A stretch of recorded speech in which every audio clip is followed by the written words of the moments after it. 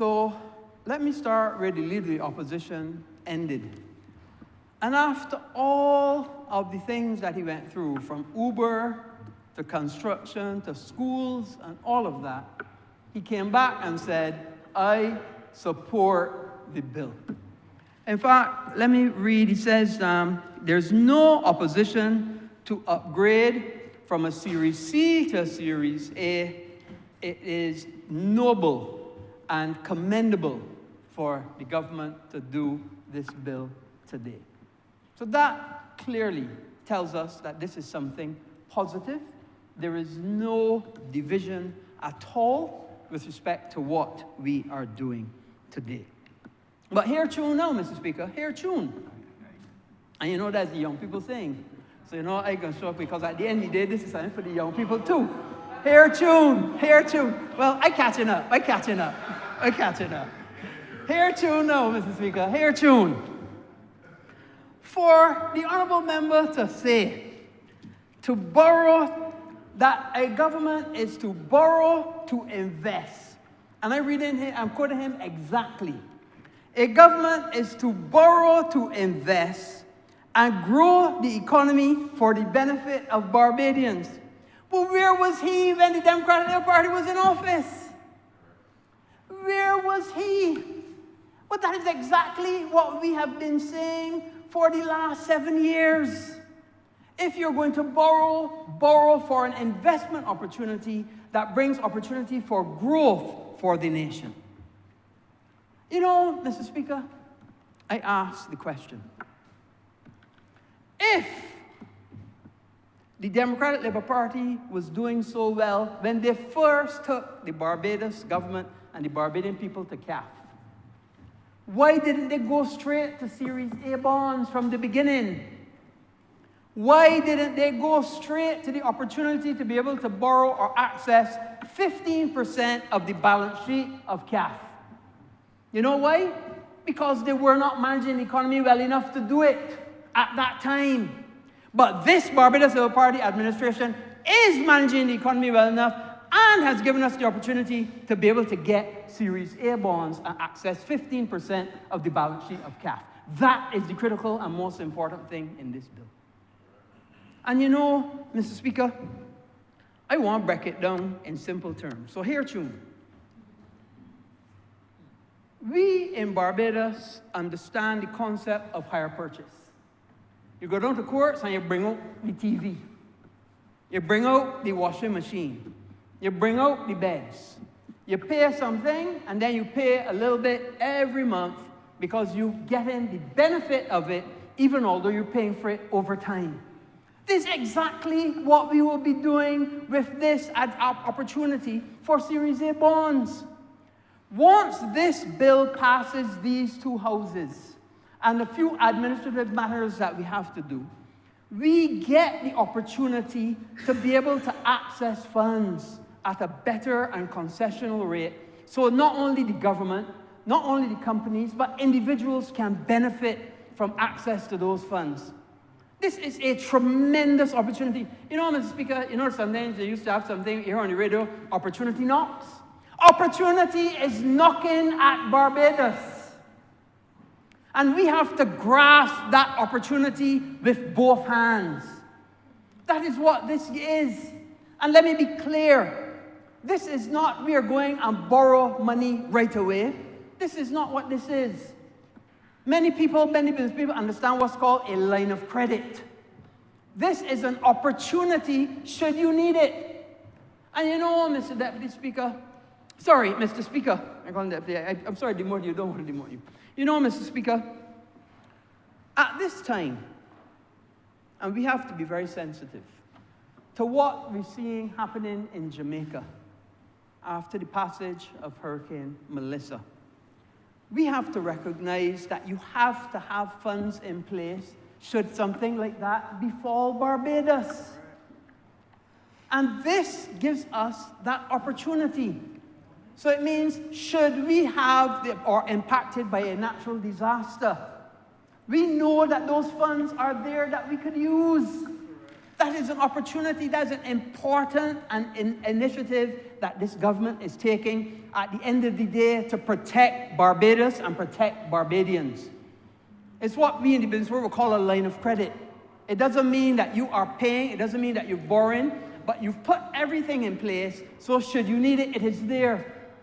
That's exactly what we're doing. Should an investment or opportunity come up, we know that that money is there, that we could go and access it quickly.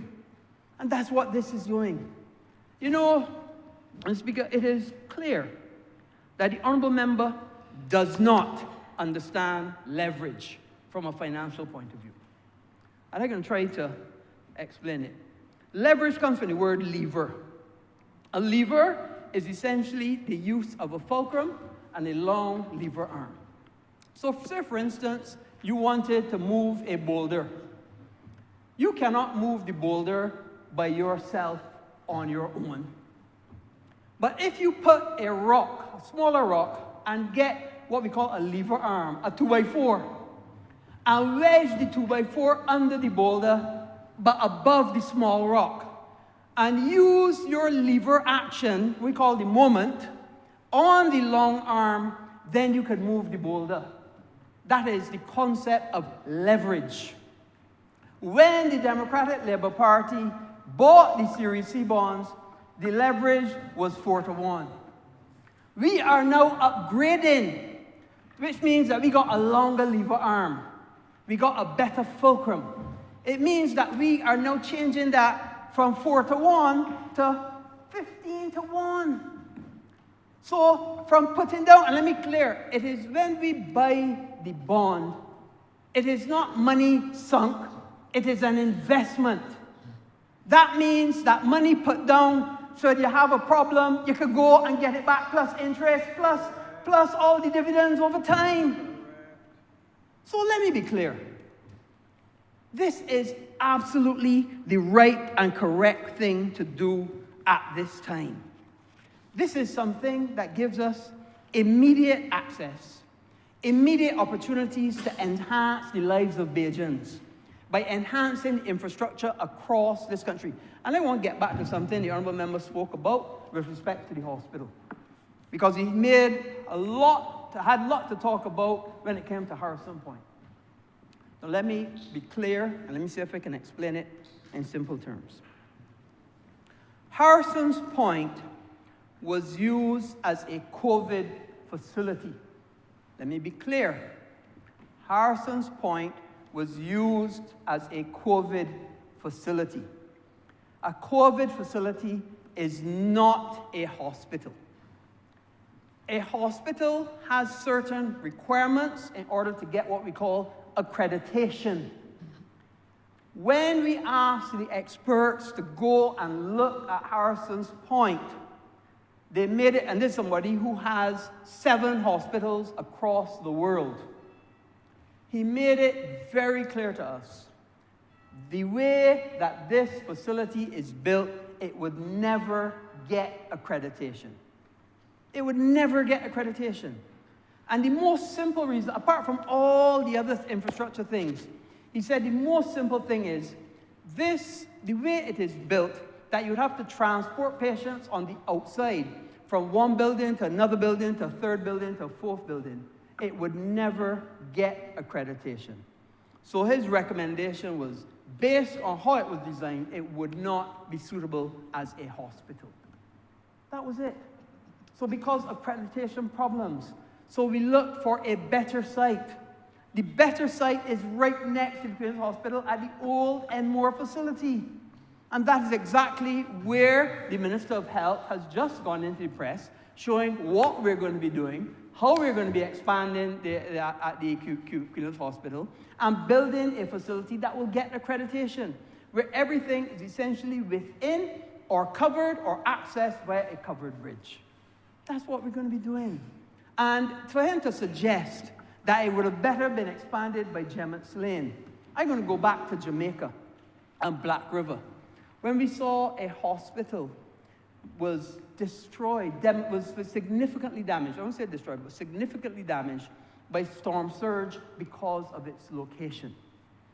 And the reason why Gemmitt's Lane itself was never chosen is because of risk of storm surge, the proximity to the shoreline. Like what happened in Jamaica, you see what happened? They had a major problem at the hospital at Black River because of storm surge. We don't want to find ourselves in that situation. Now, people could argue that you could put things on the second floor like you do at a hotel. With hotels and conference centers, part of the conditions is that accommodations must be above a certain level. But hospitals aren't like that. Hospitals are not that. There are certain pieces of equipment in hospitals that can only be certain things that may give out radiation. Certain things that are required for shielding around the particular piece of equipment that are only recommended or better recommended because of the weight that it adds to the hospital, that are best recommended on the ground floor and cannot be on a higher floor. There are certain reasons why you do not want to have a hospital in a place that would get storm surge. It didn't make sense to go there. But so we had to find a better use for the facility. And that is why we went there. Mr. Speaker, let me be clear.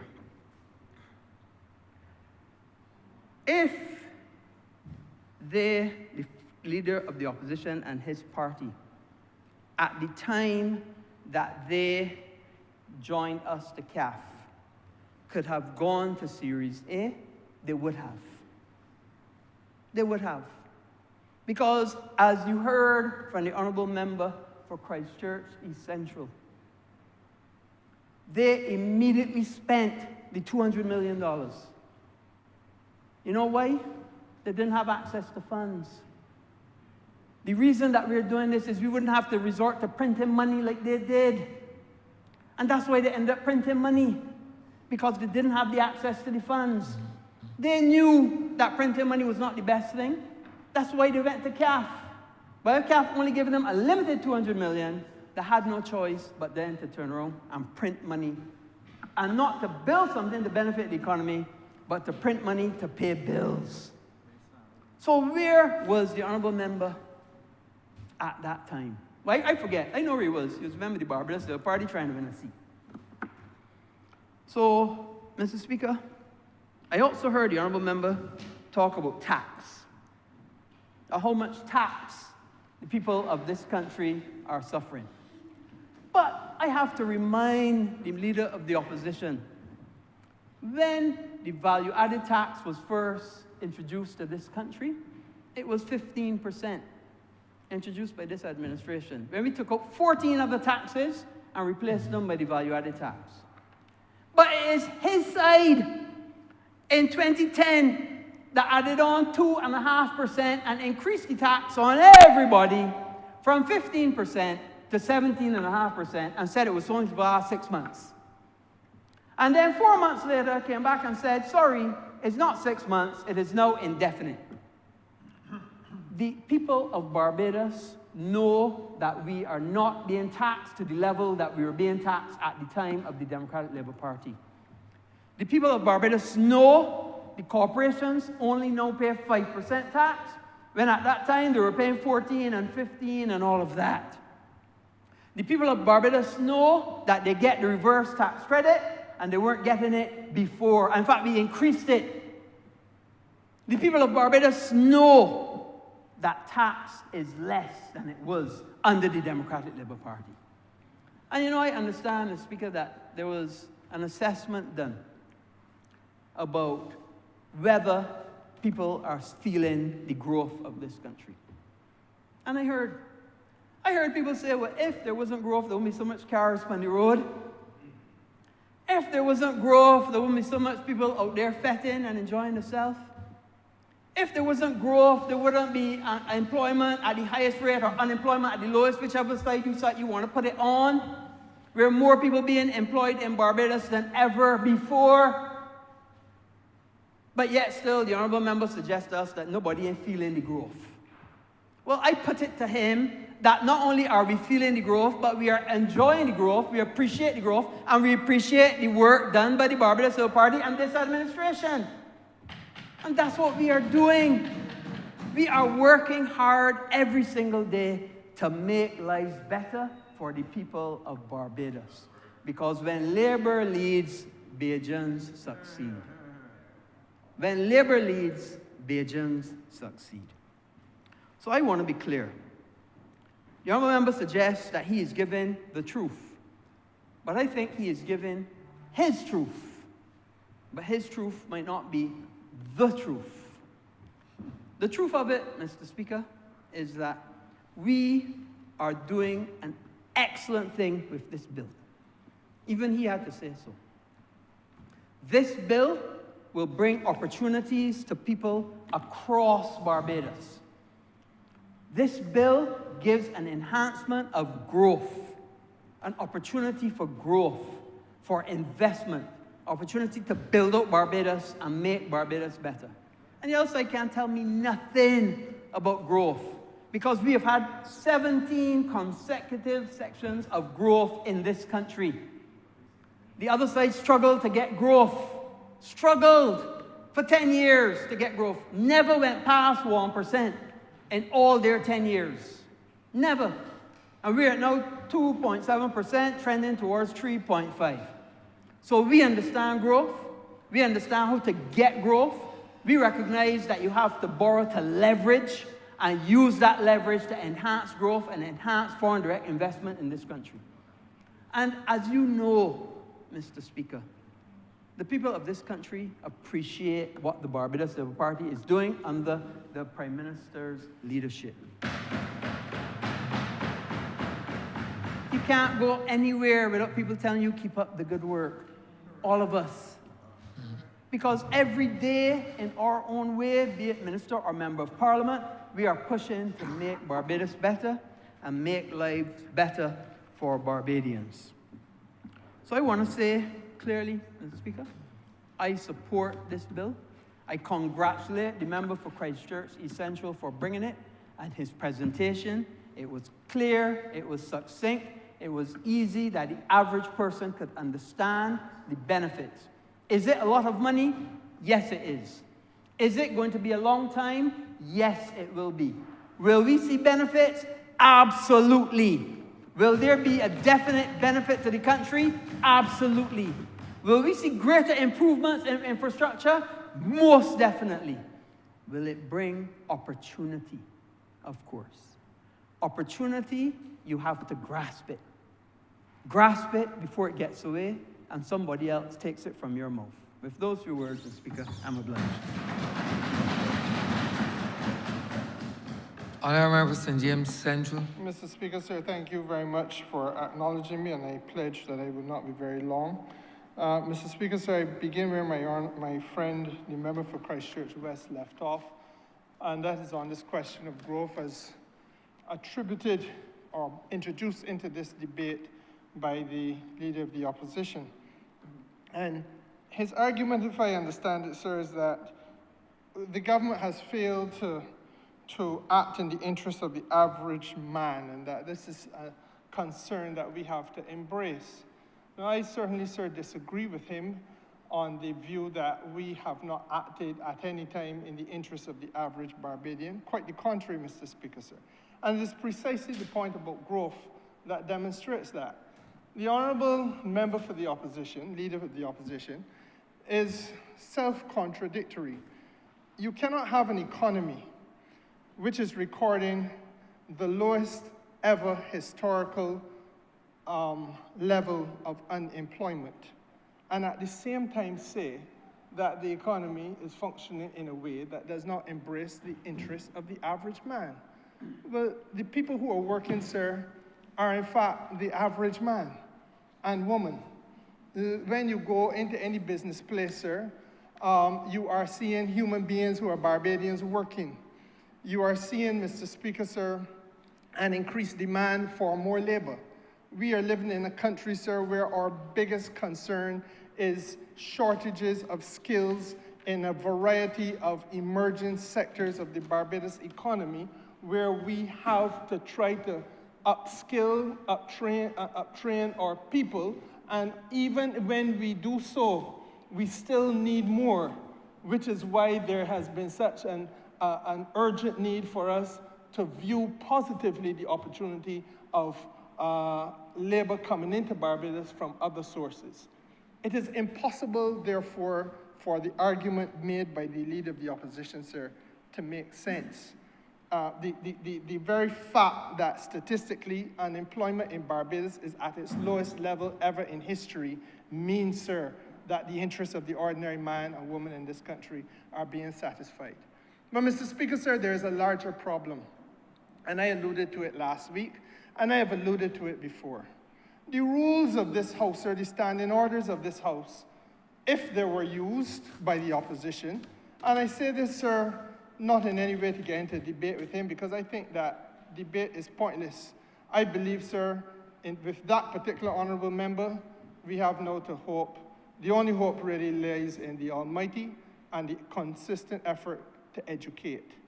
The rules of this House, Mr. Speaker, make it clear that if an honourable member genuinely wishes to engage the government on a matter that he feels is of significance, that he has within him the right to bring parliamentary questions.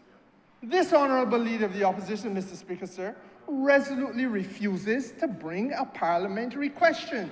He is the only leader of the opposition in the history of Barbados, I believe, that has that record. And yet, Mr. Speaker, sir, he comes here week after week to make imputations against the government and make allegations which are not rooted in fact. And Mr. Speaker, sir, Order 14.2b makes it very clear that if a question contains a statement, the member who asks the question must be prepared to authenticate and substantiate the statement. That perhaps is the reason why he chooses the route he chooses. Because he can stand in his place without asking a question about employment in Barbados and allege falsely that employment in Barbados levels of unemployment in Barbados are sky high. He can stand in his place, as he did today, sir, and allege falsely that taxation levels in Barbados are at their highest ever, when in fact, Mr. Speaker, sir, the level of taxation in Barbados is probably lower than at any time in the history of this country. And sir, the failure to face the music in this House by following the standing orders. Ask your question, give government a reply. If you feel you are on good ground, then when the reply comes, you have a right to supplementary questions.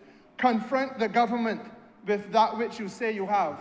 No, that is not being done, sir.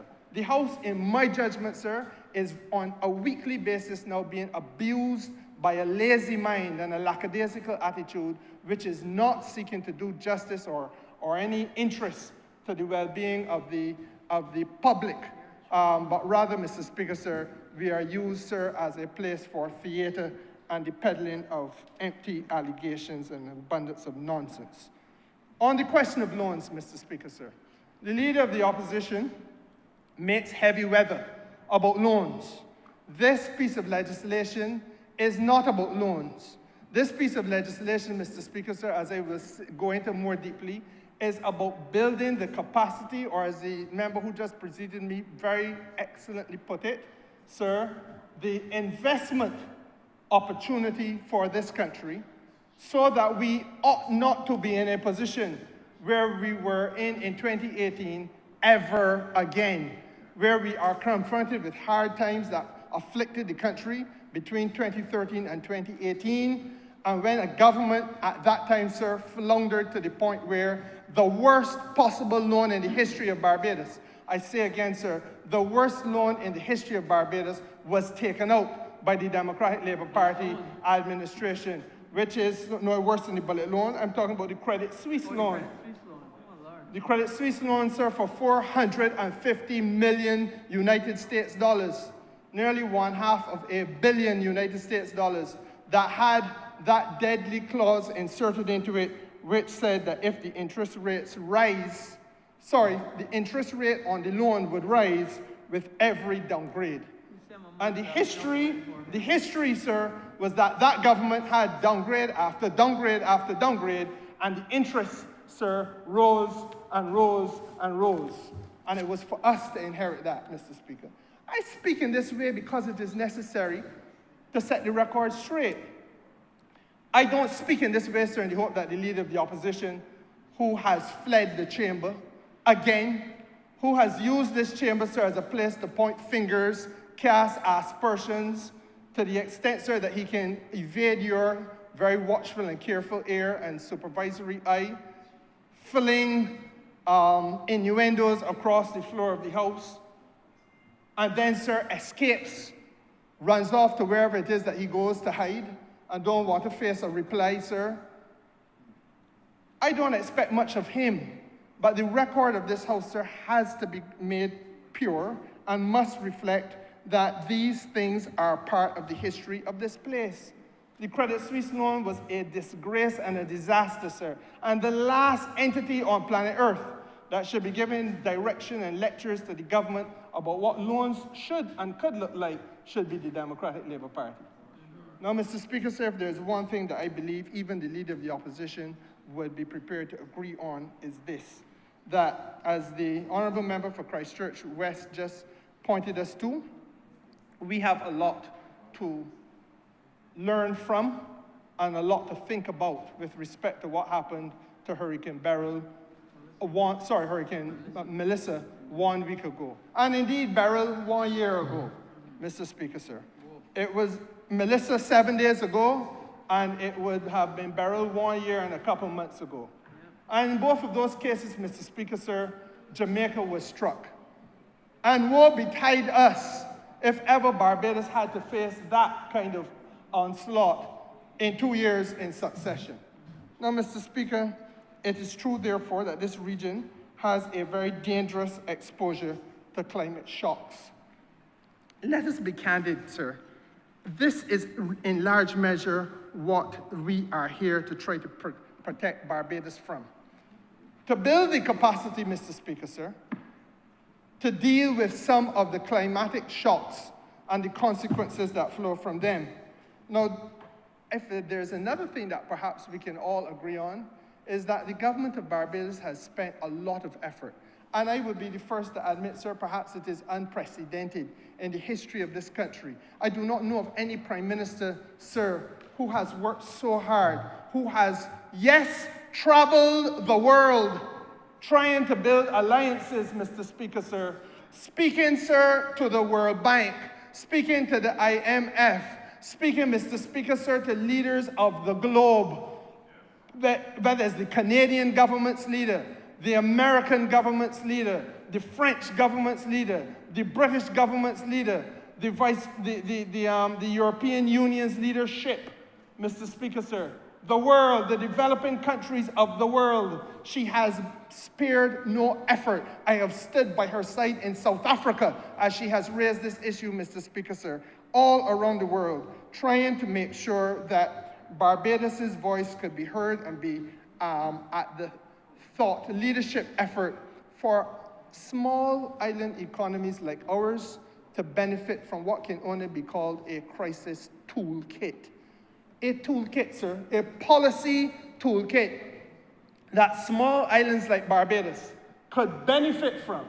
When the minister who is responsible for the environment, Mr. Speaker, sir, is confronted with circumstances as he was last year with Hurricane Beryl, when 80 or close to 90% of the fishing fleet in Barbados is destroyed without a dollar in budgeting having been put there for the replacement, Barbados goes into a state of abject and absolute panic. How do we keep the fisher folk and the community alive?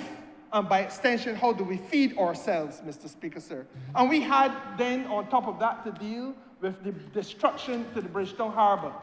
And out of a clear blue sky, after one climatic event that would have lasted probably 5 or 6 hours, if so much, we then had to find 150 million United States dollars, sir, in order to do repair work. And the reason why the Prime Minister has made the effort, it is a simpleton's argument to say that she's flying out too much, full stop. What is it that she is attempting to do? And I go back to the parliamentary question. Because if it is that you really wanted to engage the country sensibly, you would be asking the Prime Minister to report by way of parliamentary question on the achievements.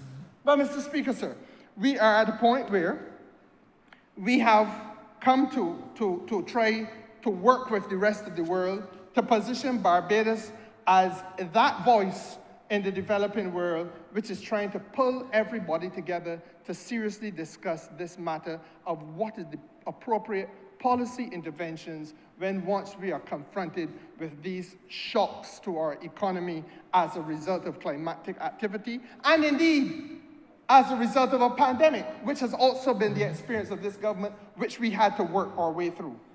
Now, Mr. Speaker, sir, in addition to that, we have pulled together what can only be called an understanding, a framework by some like-minded countries on what the crisis response should look like. That is now the business of the Ministry of Foreign Affairs. That we go out there and we find like-minded states. The small island developing states have an association, sir, where we are working together. There is a group, sir, called the V20. Really 74 countries now because we have enlarged it so rapidly. But they're all of like mind, sir, looking at this intersection between the question of the debt that we carry as small islands and small states, sir, and the intersection between that debt responsibility, because I got to pay back the people the debt, and equally, Mr. Speaker, sir, the need for us to be able to respond to the financing demands when once we become victim of the climate issues. This is not about profligacy and reckless expenditure. That, therefore, Mr. Speaker, sir, becomes a matter about which we are engaging the world with respect to the very same thing that the leader of the opposition seems not to gather, that we are talking about the average man and how he or she may be embraced. And I don't believe that the leader of the opposition doesn't get it. I believe, sir, that he comes here with a different errand in his heart and in his mind, a different intent, that is to mislead and to misguide the people of this country who may listen to him. Now, Mr. Speaker, when we talk about the crisis response, we're saying that when Hurricane Melissa, for example, hit Jamaica, the government of Jamaica had the next day to be thinking, first of all, Mr. Speaker, sir, about public health. Hospital, as you just heard from my learned friend, sorry, the honourable member, my learned friend is really a term of art, so to refer to those of us who have been called to the bar. My friend has not been called to any bar. He may have spent his sometimes, may on occasion spend a little time at a social bar where he would be imbibing one or two beverages. But Mr. Speaker, sir, the point is this. He made reference, and properly so, to Black River in Jamaica and the hospital that was virtually demolished. And Mr. Speaker, sir, that is a public health issue for Jamaica. And there are other hospitals in Jamaica that were damaged as well. And Mr. Speaker, this is the lived reality of countries like ours. It would be a reckless and irresponsible government that year after year, as so many others in the history of Barbados have done. But let us be very real now, because what we have to deal with is the IOU that we have for the people who sent us here. And we cannot offer them, sir, a perpetual bounce check. We have a duty to the people who sent us here, sir, to build the resilience of this economy, which means hardening the infrastructure. I have sat in this place, sir, and I have ached. I have ached from head to toe at the level of ignorance that was tossed around this floor when I heard the leader of the opposition make light of the word resilience, laugh to scorn the concept of sustainability in the Barbados economy, say that these are catchwords. He did it last week, Mr. Speaker. As recently as last week, a man who stands at first slip, theoretically, in the constitutional arrangements of Barbados, that a government could drop in his lap. In other words, some boy edge, and a government drop in his lap. And a man who would have responsibility for over 260,000 living, breathing Barbadian souls could be so indifferent and narrow-minded as to be saying that the ideal of hardening the infrastructure in this country, which is what we call building resilience, is something to laugh to scorn. That a man, sir, standing and for a slip in constitutional terms, sir, could talk about sustainability across our economy as being something unnecessary. Let us begin with the public health. He wants to understand how it impacts on the interests of the average man and woman. Had Hurricane Beryl last year, Mr. Speaker, sir, done the damage to the hospital, Queen Elizabeth Hospital, that it did to the Bridgetown Harbour, the question would be asked, what do we do with the 200 odd or 300 people in the beds in that hospital? And where are we to put them? How do we look after them, sir?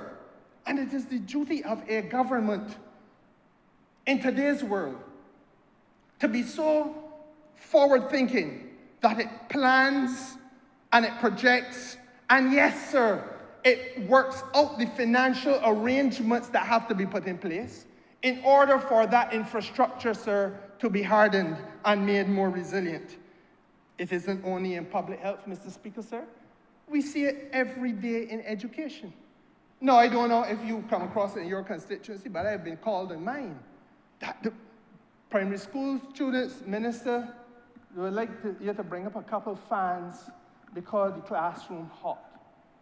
Children can't study because the classroom is hot. Hotter now than it was when we were little boys, sir. And if you look around the parliament today, count the number of us who are attired not in the suit and tie of the colonial, former colonial master, sir, but those of us who are wearing a more comfortable form of garb. I see at least 5 in the room. Because, sir, of the heat in Barbados. But the little children sitting down in a classroom stewing, Mr. Speaker, sir. And we have to find the resources, whether this country's opposition is prepared to tell the people so or not. We have to find the resources, sir, to embrace those average Barbadian man and woman children and put them in a position where their classrooms are more comfortable. And it may well mean, therefore, that there has to be a lot of physical infrastructure being revisited in order to make sure that there's an environment in which our little children are not so hot that they drop into sleep, can't study because they're uncomfortable, because of the change in the climate. And you and I know, Mr. Speaker, sir, it has always been hot in the Caribbean. You and I would have studied under Dunk's tree sometimes. I know I did. Go outside and study under the tree. But in today's world, it is also true to say that outside hotter than ever it was, and the song that Turtle sang 96 degrees in the shade, sir, is more true than ever before. Cause under the tree hot too. Huh? Mr. Speaker, sir, it isn't only in education, sir. It is in housing. That we are a government, sir, that is now introduced into this country. And yes, there will always be challenges. Yes, we are building out a sector from the ground up when we talk about renewable energy. From the ground up. But Mr. Speaker, sir, there is only one government in the Caribbean that is having a serious conversation with its people about the need to put photovoltaics on every new house that you could get put on so that the people of the country can have access to cheaper renewable energy. Mr. Speaker, sir, there's only one government and it is this one. And there's only one party in Barbados and it is this one. So the question should not be asked why it is that these things are happening and why it is, sir, that we are discussing these things. The question should be, why is it that the Democratic Labour Party has not come to the dance? I go further, Mr. Speaker, sir. The agricultural sector. He talks about acting in the interest of the average man. When we talk about this kind of financing, Mr. Speaker, sir, we are talking about the way in which the government of Barbados will find the assistance in order to ensure that ordinary Barbadian men who raising some chickens in a chicken coop, Mr. Speaker, sir, in a country where we lost 10,000 birds last year because of heat exhaustion, that we can now so restructure that which we do in our poultry industry, that will be a thing of the past.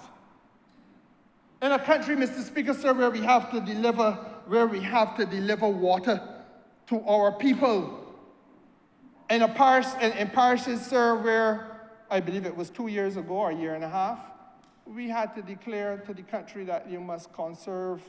Special conservation efforts had to be put in place because there were 8 parishes in Barbados that were facing drought.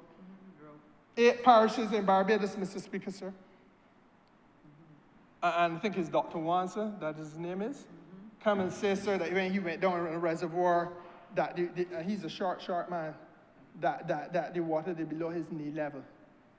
These are issues, sir, that I don't hear the opposition talk about. It is as though they believe that you just go into the public space, keep a lot of noise, insult whoever you care to insult, make no contact whatsoever with developmental policy for this country, find fault with the Prime Minister because she is leading a global cause on behalf not only of Barbados, but all states that are confronted with this tragedy. A tragedy that we didn't start, sir, but we are impacted by it, and we can't turn away from it. What happened to Jamaica with Melissa last week could have been us, it could have been Dominica, it could have been Grenada. In fact, sir, it could have been a number of us as it went up the island chain. That's right. As has happened before. Absolutely. A country, sir, which today has 400,000 people homeless. That is almost twice the population of Barbados. And I grieve, sir, I grieve, because better has always been expected of an opposition, and better has always been delivered by even the worst of our oppositions in history. And Mr. Speaker, sir, I don't have even to mention the idea, because you know there's so many sectors. I don't know that there's any sector in this country that is not impacted by what it is that we're trying to discuss here today. The civil aviation sector that we are now rebuilding. You want to build out a whole new set of activities around Grantley Adams International Airport when you know that one hurricane, sir, can leave your airport completely useless, underwater, damaged, sir, and in need from rebuilding from ground up again. And this has been the cycle that we have seen in the Caribbean year after year. At some point, leaders had to pause. And I feel happy and proud, sir, that it is the leader of Barbados and the leader of the Barbados Labour Party that took stock of this situation and said, look, let us pause, because we are facing a cyclical process where every year we face the destruction. A couple of us might get away, some of us are totally devastated, we build back, and then by the next year or the year after, everything let down again, I have got to build back again. How then do you look after the development of your people? So an integral part of the political development and the political discourse of this country, sir, has to be how we finance our way out of the climate tragedy that we are, a climate crisis and tragedy that we are facing. Now, Mr. Speaker, sir, we have worked with like-minded states, as I say. We have worked with middle-income developing states. We have worked, sir, with the World Bank in particular. We have worked with the IMF, sir, on climate financing options. And this is where this particular matter becomes extremely relevant. Because, Mr. Speaker, sir, traditional partners like the World Bank are perhaps today not as reliable as they used to be many years ago. And we have come to understand, sir, in the life of this administration alone, let me tell you where we have gone, or remind you, because I know you know. I believe the leader of the opposition has forgotten, and I hope the people within earshot of my voice have not forgotten. Mr. Speaker, sir, it was this government that led a global charge under something called an idea, a set of ideals worked through and offered to the world for their opinion and their input, called the Bridgetown Initiative, in which, sir, we were able to achieve success at the level of the World Bank by way of having disaster pause clauses being inserted into loans that may be given to any state, not just Barbados, sir, to any small island developing state. That is not leadership only of Barbados. That is thought leadership now impacting the world, the developing world. And what was it? That if a hurricane come through or some similar calamity, then, sir, the debt that you owe, you pause, and for a period of 2 years, government is allowed to have the financial flexibility to build back the hospital, the financial flexibility to make sure the airport runway is repaired, that you can have planes landing on it. There was a hurricane the name of which I cannot now remember, sir, that was so badly damaged in Antigua.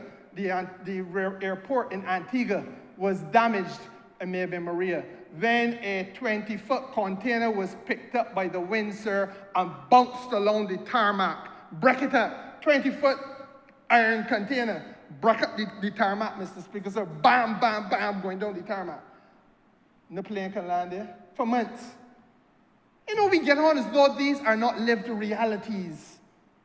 And so therefore, Mr. Speaker, sir, the policy intervention that was structured coming out of Barbados in the Bridgetown Initiative is that you pause. You say, look, yes, we owe you this debt, and we can pay, but let us pause repayments here for a period of time, and let us deal now with how we get the economy back on track, because to honor the debt obligations means that we got to choose between the debt commitment and feeding the people of the country. Choose between the debt commitment and making sure the little children could go to school. Choose between the debt commitment and making sure that there could be traffic on the roads and that the hotels could reopen, Mr. Speaker, sir, so that business could resume. An impossible choice. But we carried that message to the world successfully, and the World Bank bought into it under President Biden. I'm going to be very real with the country today. Not satisfied, in the last budget that came here, the Minister of Finance, not the substantive minister, the Prime Minister herself, but the minister in the ministry, you all remember for Christchurch East Central, would have come here and talked this House through a thing called CAT-DDOs, D as in Delta, Catastrophe Deferred Drawdown Options. And the Catastrophe Deferred Drawdown Option, Mr. Speaker, sir, is a form of contingent financing, which enables government to get almost immediate access to a predetermined sum of money on meeting the criteria that a certain type of disaster has impacted you. Today, Jamaica is able, through that process, to be able to access 150 million much needed US dollars to start their restoration work. We came here in the last budget, sir, and we had that discussion. It didn't say that the leader of the opposition was not present. I believe he replied to the budget without making any contact with it, but he was present. And Mr. Speaker, sir, the only condition then, as far as the World Bank was concerned, at that time, was that there be some oversight, Mr. Speaker, with regard to our macroeconomic policy, and that we have a domestic program in place with regard to climate management and public health, because it is a facility that is also available to you if you have a public health crisis, for example, the COVID pandemic. And Mr. Speaker, sir, we brought a stormwater management bill to this place and passed it as part of the criteria that we had to use to satisfy the World Bank's oversight with regard to our commitments in this regard. And the government of St. Vincent last year with Beryl, if he's paying any attention to these matters at all, would have brought, sir, a disaster management bill so that they too could do a similar thing. Well, Mr. Speaker, sir, that was as recently as last year. But you know what happened a couple of weeks ago, sir? Let me tell you what happened a couple of weeks ago, which is why bills like this today are absolutely critical and indispensable. Because a couple of weeks ago, in August of this year, or was it September, the White House sent out a notification saying to Barbados and to others in the developing world that the partnerships that we thought we could have with the United States funded agencies is no longer going to exist. And so, for example, United States AID, USAID, says, look, the $400 million that you thought was going to be available to have a blue-green bank in Barbados that will enable us, sir, to be able to finance a lot of the resilience that we need for our shoreline protection, the resilience we want to have for our schools, so the school children be in better condition, the resilience in our public health service, the resilience, Mr. Speaker, sir, in so many areas of our economy. Mr. Speaker, sir, no. Don't mind that you want that resilience in your agriculture sector. The White House is telling you, we cut in that $400 million because It is climate related, and that is not a core mission any longer. Now, it may not be a core mission for them, but it is an existential issue for us. Existential meaning it is on that turns the ability for Barbadians, all man, woman, and child, to live or die, to thrive or die in this society. That is what this is about, Mr. Speaker. And there's a willfulness about the opposition that they will not make contact with this matter. But it ain't only at that point, Mr. Speaker, because shortly after that, and I believe you heard the member who piloted this bill today make reference to it, the World Bank has been now indicating to us since last week, or last, this October now? This November now? Last month. Since last month, Mr. Speaker, sir, that they are compelled, again by the United States government, to take an all-encompassing approach to energy financing. And that means that burning fossil fuels must continue as far as the United States government is concerned. Coal should burn. Oil should be pumped, Mr. Speaker, and utilized. And that the renewable energy effort is not a core mission of the IMF, it is not a core mission of the World Bank, and that could put one side.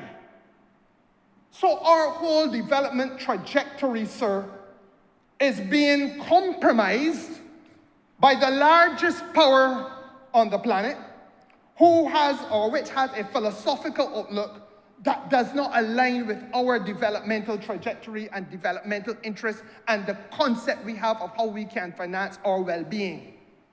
So the World Bank alliance that we thought we had with the catastrophe deferred drawdown.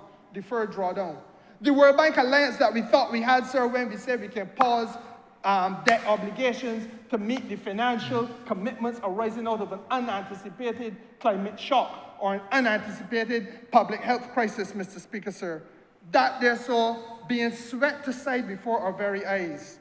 And then we are told, sir, that on top of it, that the bank is being now told that they have to remove 45% of their 45% climate co-benefit targets. The World Bank had co-benefit targets with countries like ours. No, shut down those co-benefit targets. Put them one side too. The bank is not going to benefit as far as that administration is concerned. And where does it leave us, Mr. Speaker, sir? It means that the reality is that we are now being told that the bank, the World Bank that is, has new priorities. Priorities that don't align with the government of Barbados. Priorities that don't align with the islands of the Caribbean. Priorities that don't align with the islands of the Pacific, some of which today are disappearing underwater because of rising sea levels in the Pacific. Where thousands of people have already had to flee countries in the Pacific and are now stateless. I want you to understand, you were born in an island. You thought you carried the passport of that island. Now, sir, there are stateless inhabitants in Australia or in New Zealand. That is the reality. And in all of this that is afflicting the countries like ours, we have a Democratic Labour Party, Mr. Speaker, sir, that remains absolutely silent. Tongues cleaved collectively to the roofs of their mouths, as though this is something that they must not talk about and the people of Barbados should never be educated on. No, sir, I cannot be part of that.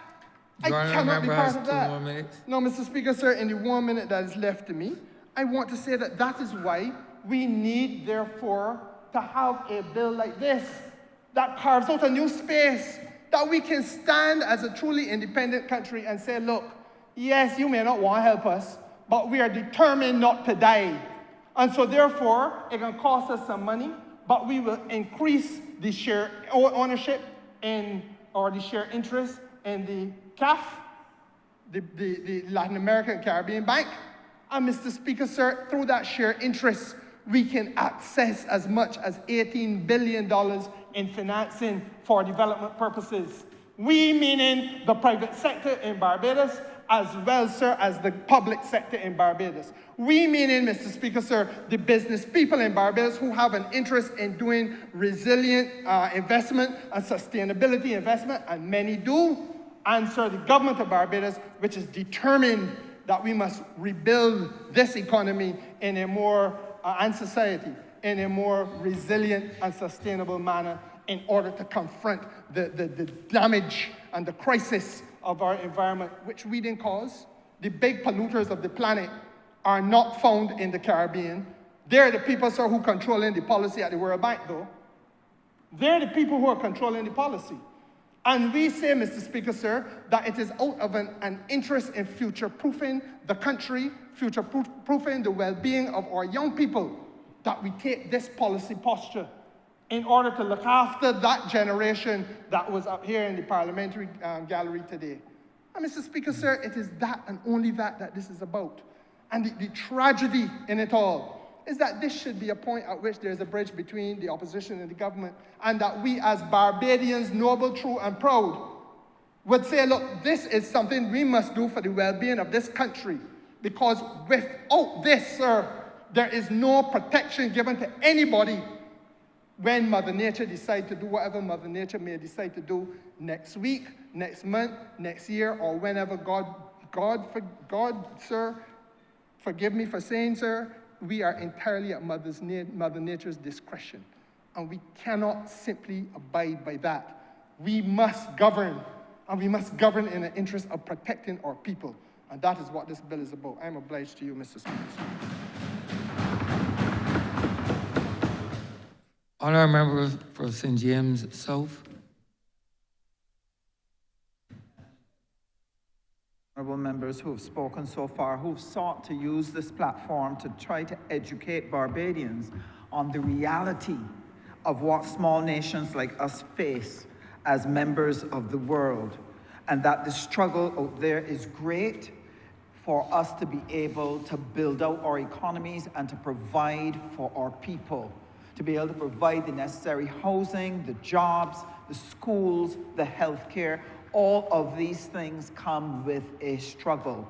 And this bill today helps to position Barbados to be a full member of a group where it will have access to the type of financing that it is going to need if it is going to ensure that our economy grows and can withstand the numerous shocks that have been coming on the world economic table. So I want to just take a moment to explain why the formation of CAF would have occurred, and a number of other development institutions that have been formed outside of the regular ones that we have been accustomed to for some time. It has to do with understanding how the world table of countries, how it is organized into a food chain. We have 193 countries, 38 of which are developed nations, nations who have been able to build strong economies and have a level of dominance in terms of trade and in terms of their own economic growth. Then you've got, out of those 193 countries, you have what we call the Asian tigers in the Middle East. You have other developing countries and SIDS like ourselves, and then you also have lower income countries that struggle to be able to give their citizens some form of life, some form of sustained life. And the question that we have to ask is, how did this chain emerge, that arrangement? And what is it that makes it so difficult for small countries like ours, especially the SIDS, to be able to make a living in challenging circumstances? Now, sir, many of those developed nations were able to establish wealth by the dominant positions that they established over the world order. And what were some of the things that enabled them to build a situation where they continue to grow and develop wealth? One, through colonization, they were able to get access to the raw materials to feed their manufacturing, which then was able to feed their trade. And what was the beauty of that? You bought the inputs at very low prices, you did your manufacturing and took it to a higher level, and then you sell it back to those same countries that you may have taken the raw materials from at a much higher price than you've ever paid them for those raw materials. And so those countries remain constantly in deficit, constantly in debt, constantly struggling to provide a living because they don't have control over their own raw materials. That's one of the first elements of the dominance of these developed countries. The second thing is, having made money from this, they were able to set up the financing structures that also give them dominance. And so they're able to control lending and the terms of lending. They're able to control the processing. So for example, when we were having challenges with correspondent banking, it made it difficult for small nations like ours to complete the processing of payments to buy goods and services across the earth. And what this was in an attempt to do, one, the banks were trying to protect themselves, but the end result was that it was shutting us out from being able to do trade and to be able to be paid when we did trade. Then you have the investment structure, where you actually have rules and regulations that talk about what are the terms and conditions for investments.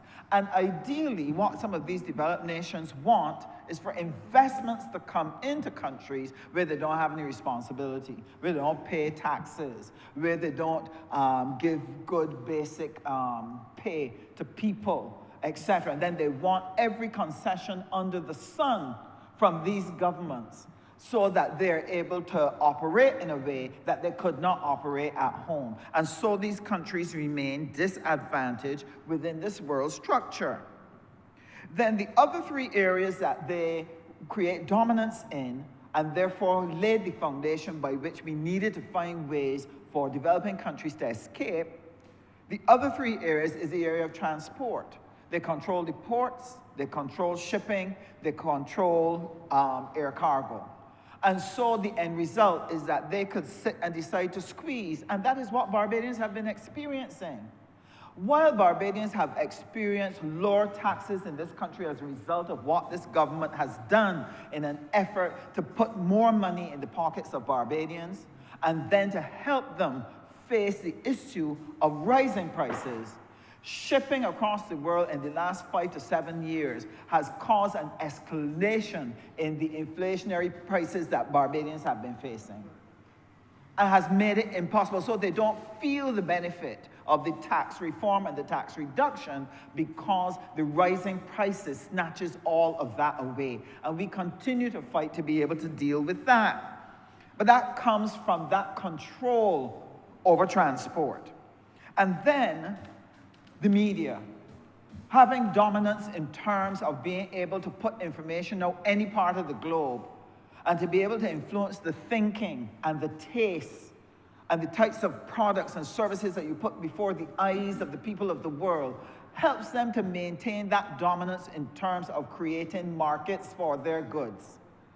And here's what happens to their economies. Their economies have grown strong, and because they've grown strong, they've been able to provide for their domestic needs, but now they need other places to sell those goods because they can now produce even more than what they can consume.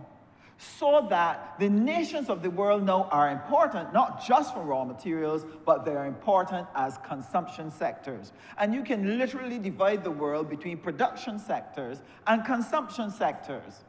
And as long as we do not have the capacity to get funds to invest in building out our manufacturing, building out our education, we will continue to be consumers of the producers of this world. So if you look, here are a few facts for people to understand. As massive as the American economy is, $3 trillion worth of exports every year. Germany, 2 trillion, UK, 1 trillion, France, 1 trillion, Netherlands, 1 trillion. They earn money by our consumption in this part of the world. So the question then that Barbadians have to ask themselves is this: in whose interest is it, therefore, for those of us who are in the lower section of the food chain, in whose interest is it for us to build productive capacity, to have access to the types of funds that will allow us to expand our manufacturing and to be able to take care of our families in our countries. Sir, the only one with the greatest interest for us has to be us. Because, as was well explained by the member for St. James Central, the hostile nature of the behaviors, the decisions that are being taken in whether it's the IMF or the World Bank or wherever, that does not create the environment for small nations like ours or to respond to our particular needs. That is the reality that we are facing. So it means that small nations like ours have to find new ways to be able to carve out opportunity for our people. Now, what does that mean? It means that a young man living in my constituency who has developed taking renewable materials, he's taken waste and has now shaped it into concrete blocks, not concrete blocks, but blocks for building. He's full of hope. He is full of passion. He feels that his blocks could become a part of the Barbadian construction mix and that it has life beyond Barbados that it can export. But where is he going to find the funds to be able to build out a manufacturing plant that will allow him to mass produce and therefore be able to become part of the world's trading groups? Sir, the only hope for a young man like him and his product lies with CAF, lies with a Frexim Bank. Because those are the only two friendly places that a person like him can have the opportunity to borrow, to take a dream that he has created a product that works for climate resilience, that works for climate change, and he will only have opportunities within those two institutions. This is part of the issue. This is part of the problem. And why is this important? Because our current reality as a country is that we only export something like $1 billion worth of exports from this country. But we actually import $4.3 billion into this country. That means that there is a lot of room for manufacturing growth in this country, but that can only happen if we have access to finance, reasonable finance, that would support our young entrepreneurs. And that is why our becoming members of CAF, not only to provide access for the public sector and public sector activities, but also access for private sector as well. The only way out for developing countries and SIDS is for us to make sure that we are part of development institutions that respond to our needs. And that is why Barbados has chosen to broaden its participation by being a full member of CAF. And what will that provide for us?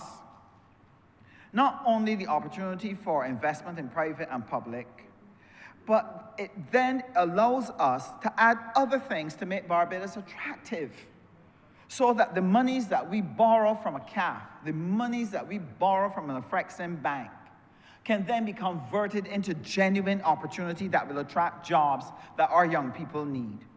So this is why we have Business Barbados. Business Barbados has been established to allow Barbados to be able to be a first-class destination that properly supports inward investment, so that we have access to funds to build out the new types of industries, the new types of operations that will give our students at UE, our students at SJPI and BCC, the opportunity to work for good money in a job where they can utilize their skills, But in order for that to happen, not only to attract the investment, the preparation of our young people to fit those investment opportunities then is important. And that is why educational reform is so critical.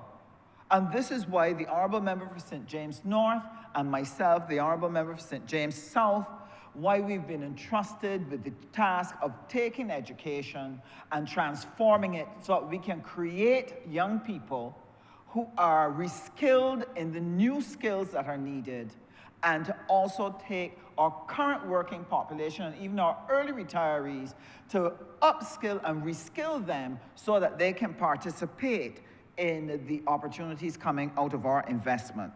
And this is important.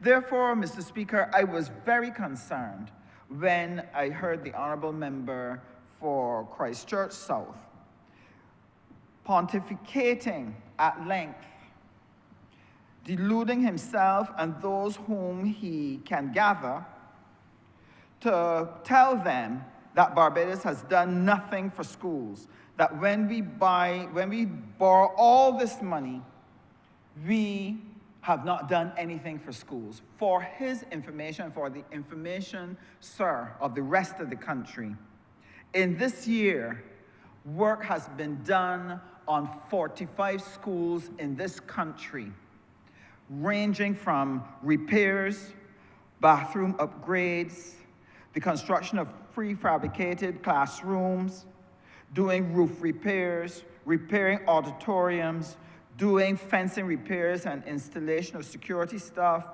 doing lighting improvements.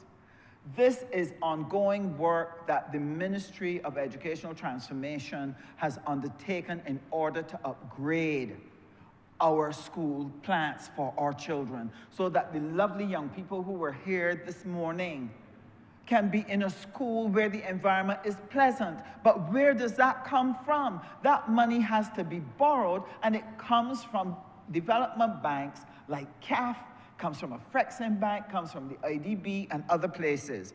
And that is one of the reasons why we have to make sure that we are in good standing, that we are managing our financial affairs properly, so that we can gain those loans that will allow us to make the types of improvements in our education so that we can prepare our young people for the investment which is to come, so that we can build out our economy and not find ourselves constantly as consumers of products from the outside, but that we can be producers of both goods and services that can capture the imagination of other people.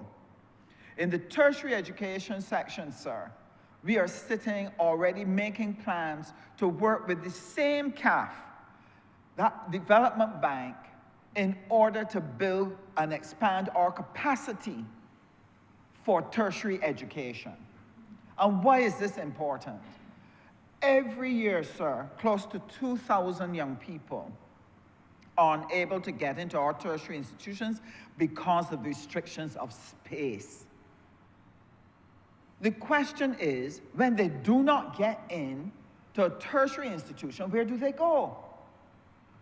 And sir, all too often, some of them fall by the wayside. All too often, they become victims of people who want to engage them in activities that will destroy their lives. So what does a responsible government do? Do you wait until you earn all the money to gradually change your schools and expand access to your tertiary education? Or do you go out and do some responsible borrowing and invest in the critical infrastructure that is necessary to make sure that the young people of Barbados have hope, that they have skills, and that through our investment strategy, they are able to find interesting jobs to do that will give them a good and a decent pay? Because without that decent pay, they'll never combat the high cost of living. So that is what this government has done. CAF will be working with us to help us expand access at the tertiary level. And what we will be able to do is to absorb all of our children who want a tertiary education. But more than that, we are also planning that we create an education economic sector, that we can sell educational services to people across CARICOM and other parts of the world, so that the money we invest in building capacity, we can use it to earn, so that we can ensure that there is a future for our children. And what will that result in? It will give us the necessary productive capacity that we need. No, sir. I was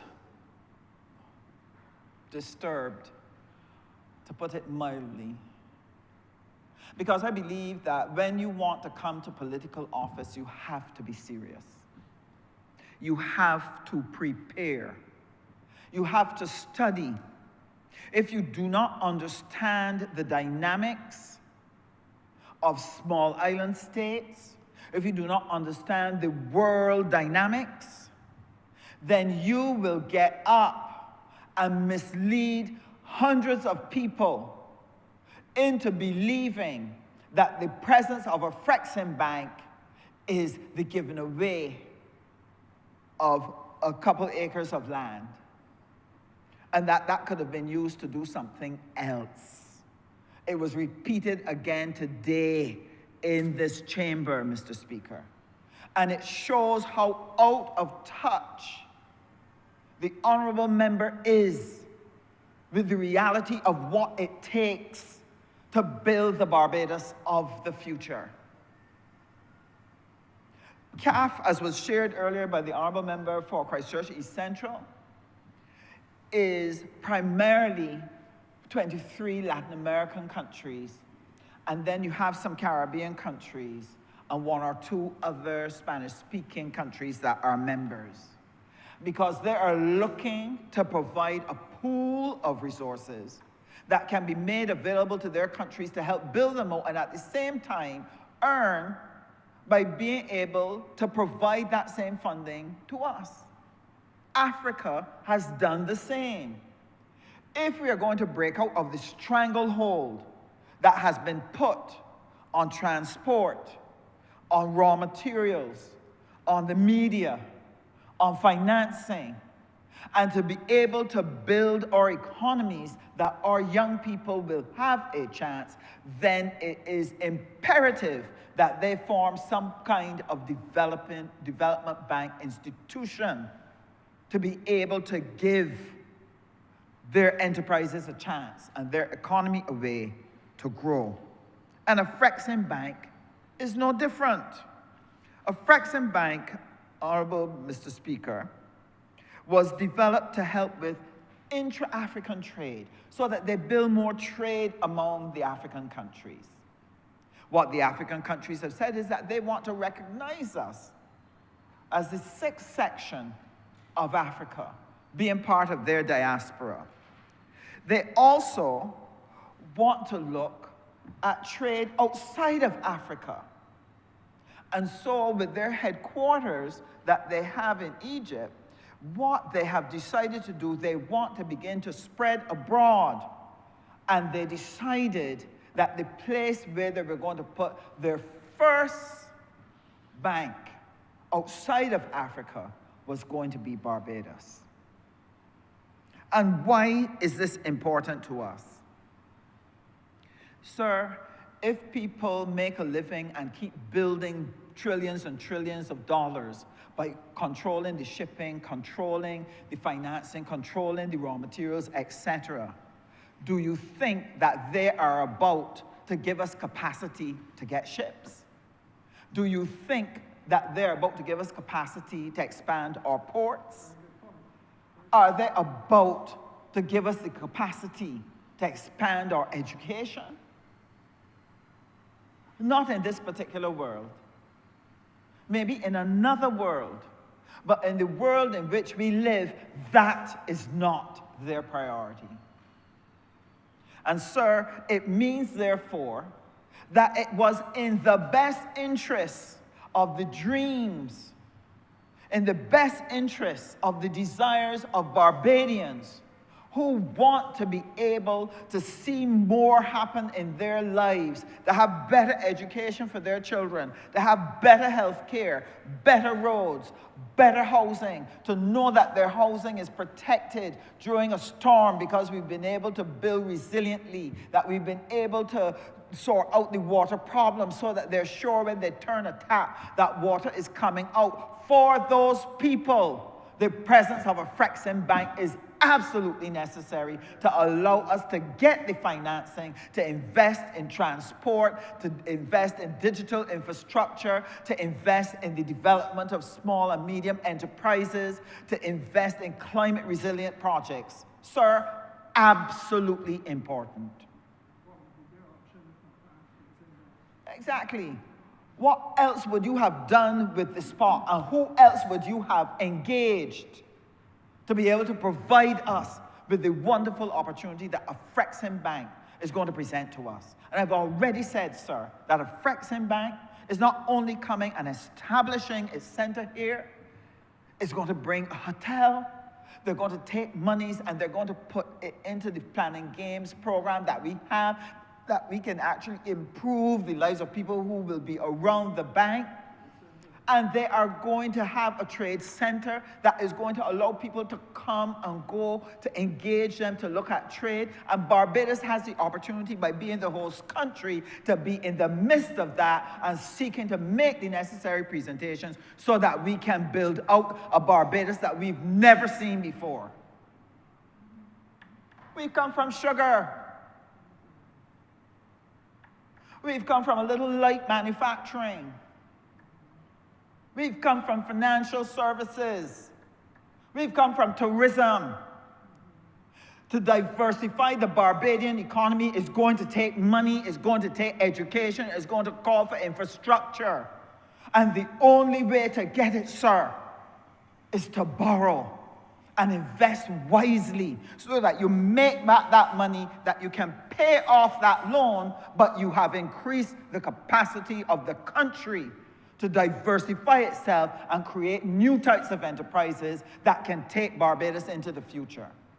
So, sir, I do not have time for people who do not understand that, who put themselves forward for political office and do not have any intention of understanding our needs, educating our people, and taking the necessary hard decisions that are required to make this country work. We've had to take hard decisions, sir, and we will take them, because at the center of our heart is the well-being of every single Barbadian. That is why we are in office. That is why we are here. That is why we work the way we do. So we want to encourage. There are a couple of things, and I'm going to finish with this. Mr. Speaker, our plans, wonderful as they are, will not work unless the Barbadian people help to engage it. And let me speak to two sections of the Barbadian public. One, sir, would be enterprises. Unfortunately, there are a number of enterprises in Barbados that have stayed in this country, not looking to expand and go out into CARICOM, as hard as the Ministry of Foreign Affairs and Foreign Trade works to get CARICOM working, using COTED to be able to put all the different agreements in place to open up the space for them to move.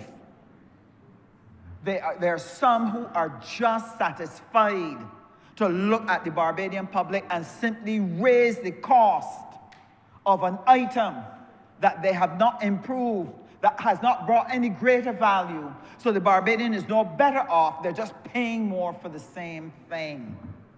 It has to stop. We need our enterprises to understand that we cannot just be comfortable sitting in a handful of markets, buying our products from them. When you do that, you create a dependency that people can choke you. You must diversify your markets. You have to be looking at Latin America for goods. You have to be looking at CARICOM for goods.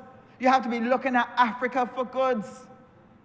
We have to start and do that so that we are able to keep our economy more stable, because we're not dependent on one or two markets that can choke us if they want to. The second group, sir, that I need to speak to is our civil service. They are so key to the success of this strategy by the speed at which they execute whatever it is. Whether it's processing things at the port, whether it's issuing licenses, whether it's doing inspections, whether it is issuing certificates, whether it's clearing goods, building hospitals, repairing schools. Extremely important that as we borrow this money from CAF, as we get access to the financing, the speed at which we use those funds and convert it into the projects that will take Barbados into the future, every single Barbadian is going to be better off. They must not be the weak link in that chain, because their lives and jobs depend on it. The lives and the jobs of their children and their family members depend on it. We are all in this together. And I'm asking every Barbadian, heed the call. It is time for us to understand our interests and get up and do what we need to do. Be productive. Lower the absenteeism. Lower the sloppy work. Improve customer service. Be warm and caring to each other. Make each other's lives easier as we try to walk through this very, very difficult and challenging path. Now, we do not know what is going to be up ahead. We don't know what the future is going to hold for us as a country or as a region. But we must be ready for it. And I want to urge every Barbadian, stay the course. Stay the course. Now is not the time to shift. Now is the time to let us work together to move Barbados into the future. It will take all of us. All hands must be on deck. I'm obliged to you, Mr. Speaker. Honourable Member for Christchurch Central. Thank you so very much, Mr. Speaker. I feel particularly energized this afternoon, but let me thank all members who have spoken in this debate, sir. It is not often that I would thank the Leader of the Opposition for his enthusiastic support of any bill that is brought here by the government, but I know he took some time to get there, but at least he acknowledged that there is no opposition to this particular initiative. But I really want to thank members on this side who spoke, because often the messages are not often carried as we would want them to. And as I indicated in my presentation, sir, we will be working with CAF to ensure that all of the relevant stakeholders are sensitized as to the opportunities that would become available to the country. And therefore, I just want to reiterate that this is now is really on us. And as the Honourable Member of St. James South indicated, we have established a certain momentum, Mr. Speaker. We want to accelerate that momentum, and to the extent that decisions have to be made, then we are confident that not just with the access to financing, but within the context of working with within Latin America and the Caribbean, sir, we hope that with financing, access to technologies would allow for Barbados to be capable of executing on its mandate, because oftentimes, sir, as has been the case, we've had the money, but we've had some issues certainly with the logistics and those other issues in actually being able to get timely access to technologies. So therefore, deepening our cooperation within Latin America is going to be particularly important moving forward. And one of the things that we will kick off this strengthening of our relationship is the idea of using Spanish as an opportunity, sir. And therefore, the language component with respect to being able to allow Barbadians to genuinely integrate and have conversations, to do deals, to build partnerships, to have exchanges, will be predicated on how do we reinforce the learning of Spanish, not for academic purposes, but certainly with respect for us being able to actually do business right here at home across Latin America that would allow us to be able to fully take advantage of these opportunities. I just want to make clear, sir, that as we enhance our participation in CAF, as a development bank, the issue as it relates to how retained earnings or dividends are usually distributed, sir.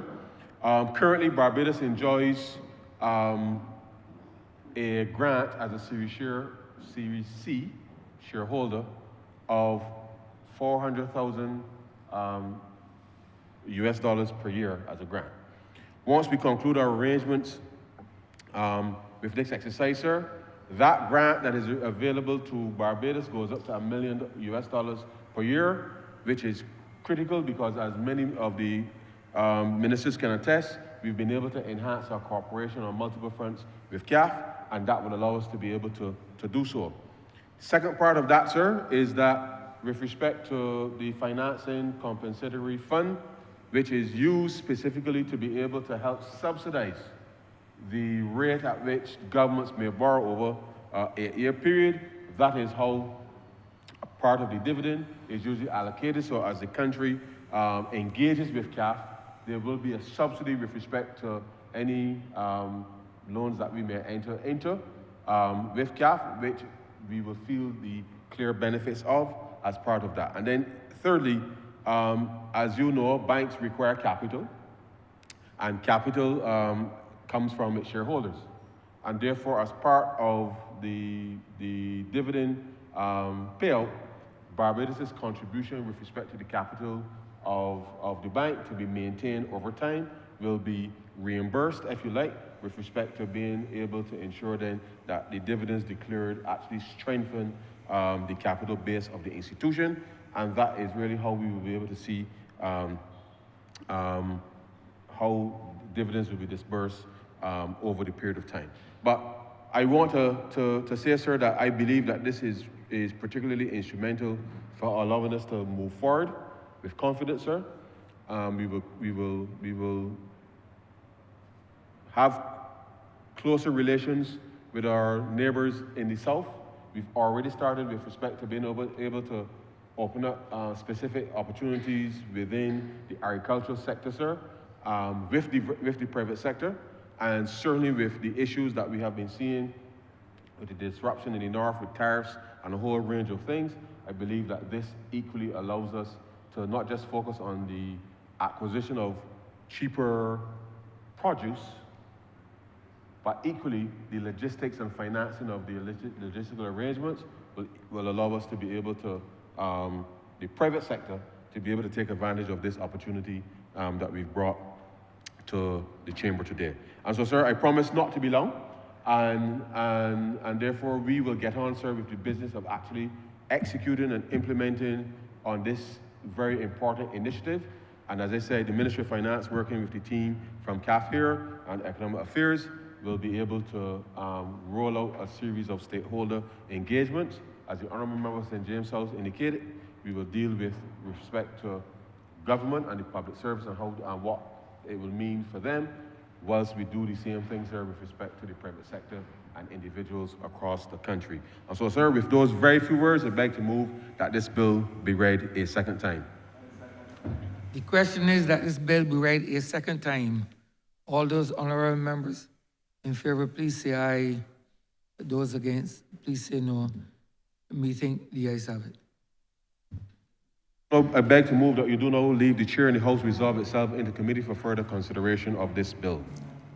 The question is that the Speaker do not leave the chair and the House resolve itself into committee for further consideration of this bill.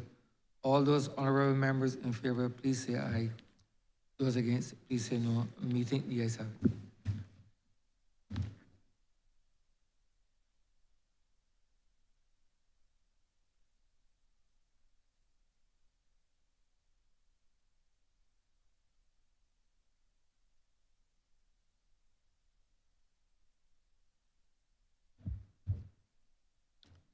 This Honourable House is now in committee.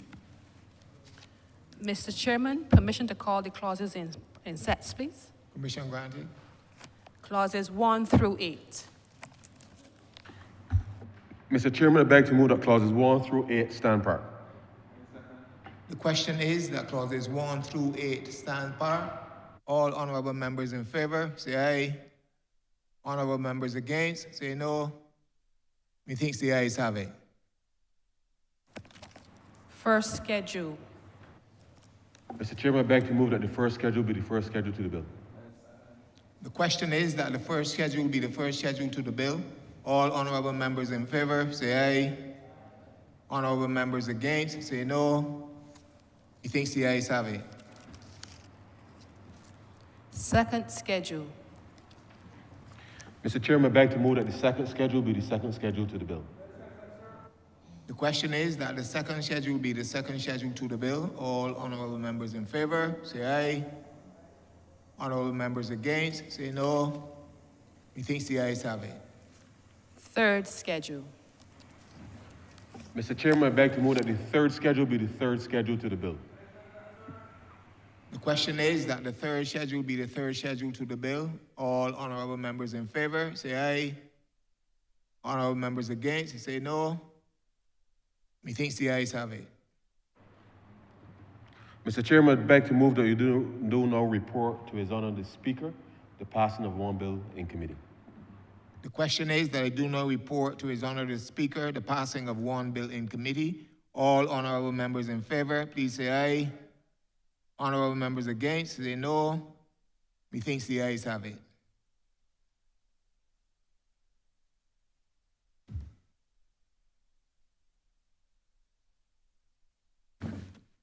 Chairman of committees is reporting the passing of one bill in committee. Mr. Speaker, I beg to move that this bill be read a third time. Question is that this bill be read a third time. All those honourable members in favour, please say aye. Those against, please say no. Bethink the ayes have it. Mr. Speaker, I beg to move that this bill be now passed and cited as the Development Bank for Latin America and the Caribbean Act 2025. Question is that this bill be passed and so cited. All those honourable members in favour, please say aye. Those against, please say no. Bethink the ayes have it. This bill is passed and so cited.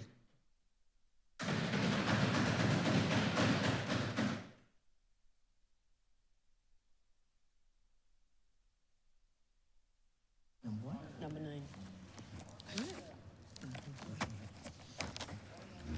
9. Order number 9, sir, in the name of the Honourable Minister of Housing and Lands and Maintenance, to move the passage of resolution to approve in accordance with Section 5 of the Crown Lands Vesting and Disposal Act, Chapter 225, the vesting in the National Housing Corporation of a parcel of land, the property of the state, situated at River Bay in the parish of St. Lucie in this island, for sale to qualified tenants under the Tenantry Freehold Purchase Act, Chapter 239B, and for housing development. Honourable Member for St. Michael West. Thank you, Mr. Speaker.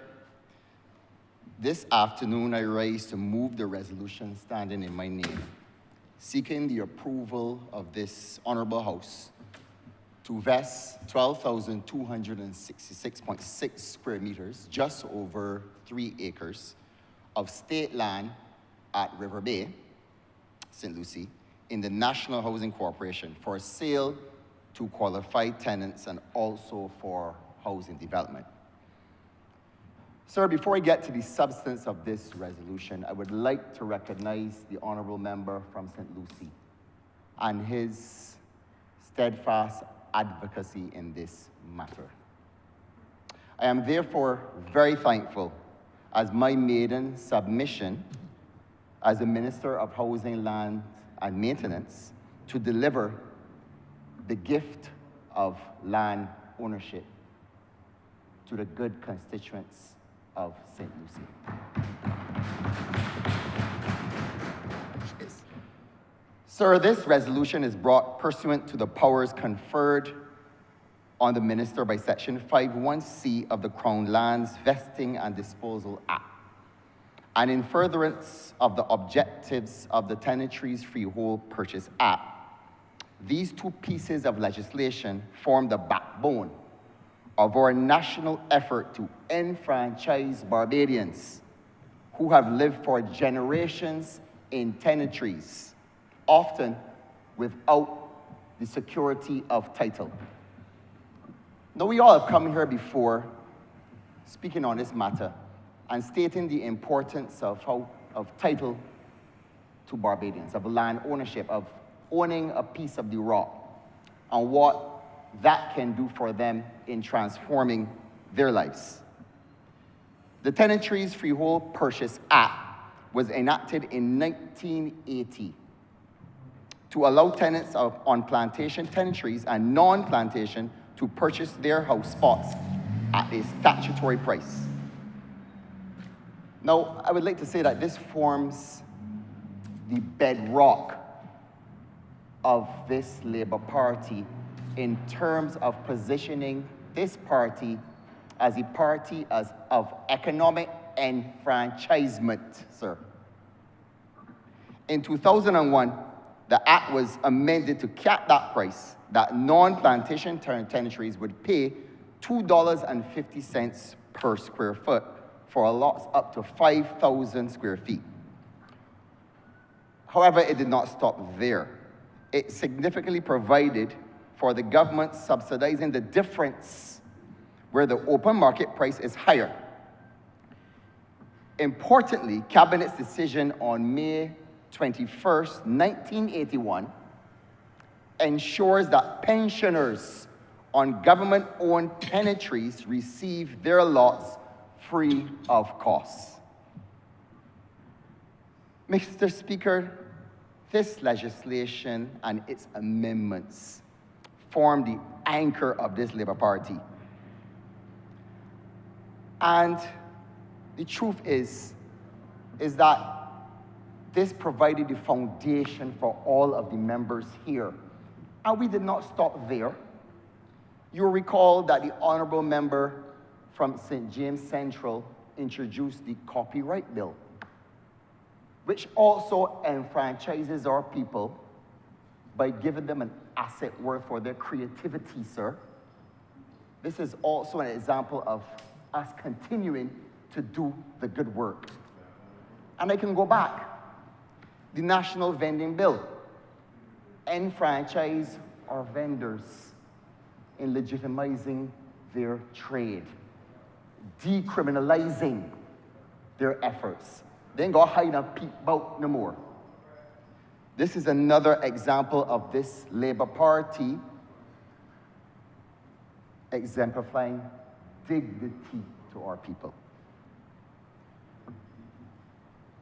The story of River Bay is the story of many Barbadian communities. In 1986, the Ministry of Housing and Lands, as part of a World Bank-supported project, permitted families to occupy this land for residential purposes.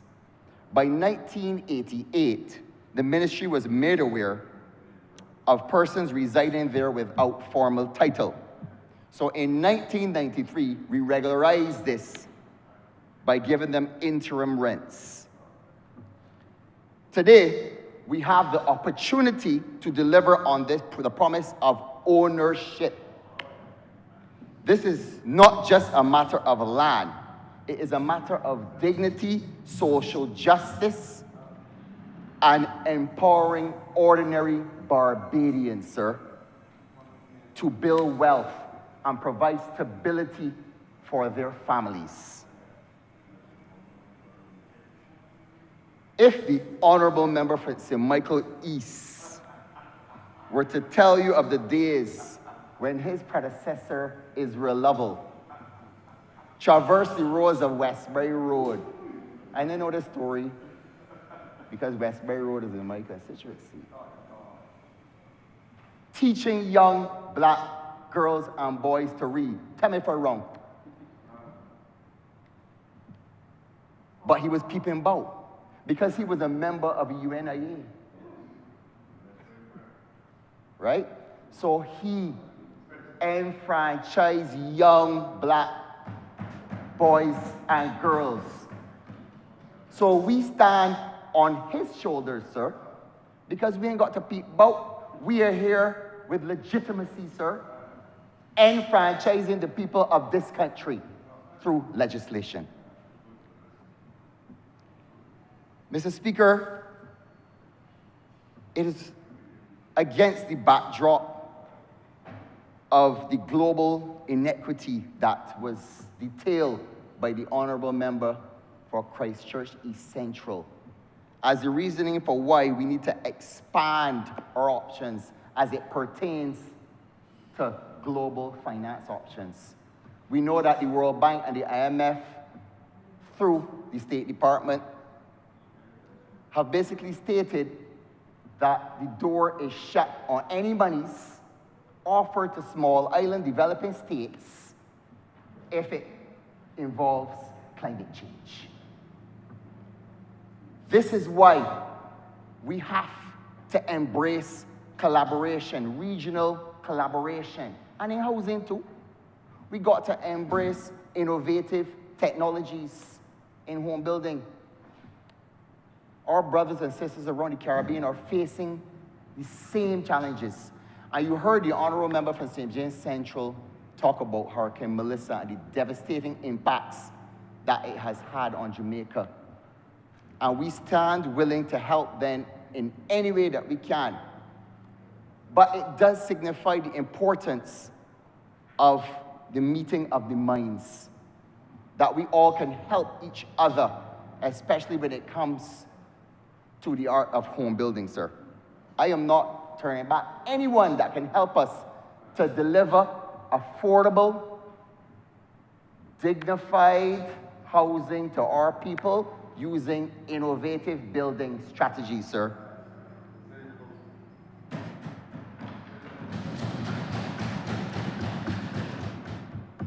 Sir, to get to the technicalities of the bill, the land in question has been professionally surveyed and certified by Mr. Kevin Belgrave, land surveyor, in 2021. There are 21 lots, 10 are currently occupied and have been approved for sale under the Tenantries Freehold Purchase Act. Of these, 7 are pensioners. And as I said before, all girls. The Honourable Member from Christchurch West Central probably wishes that these were his constituents, that he could give them this gift. But this gift is not for you, sir. This gift is for the Honourable Member of St. Lucie to give.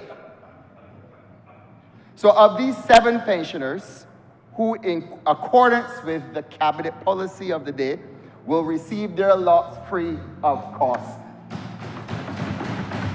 So that warms my heart. That warms our heart. That is correct. The remaining 3 will purchase at the statutory price of $250 per square foot. The other 11 lots will be subdivided subject to planning permission for future residential use.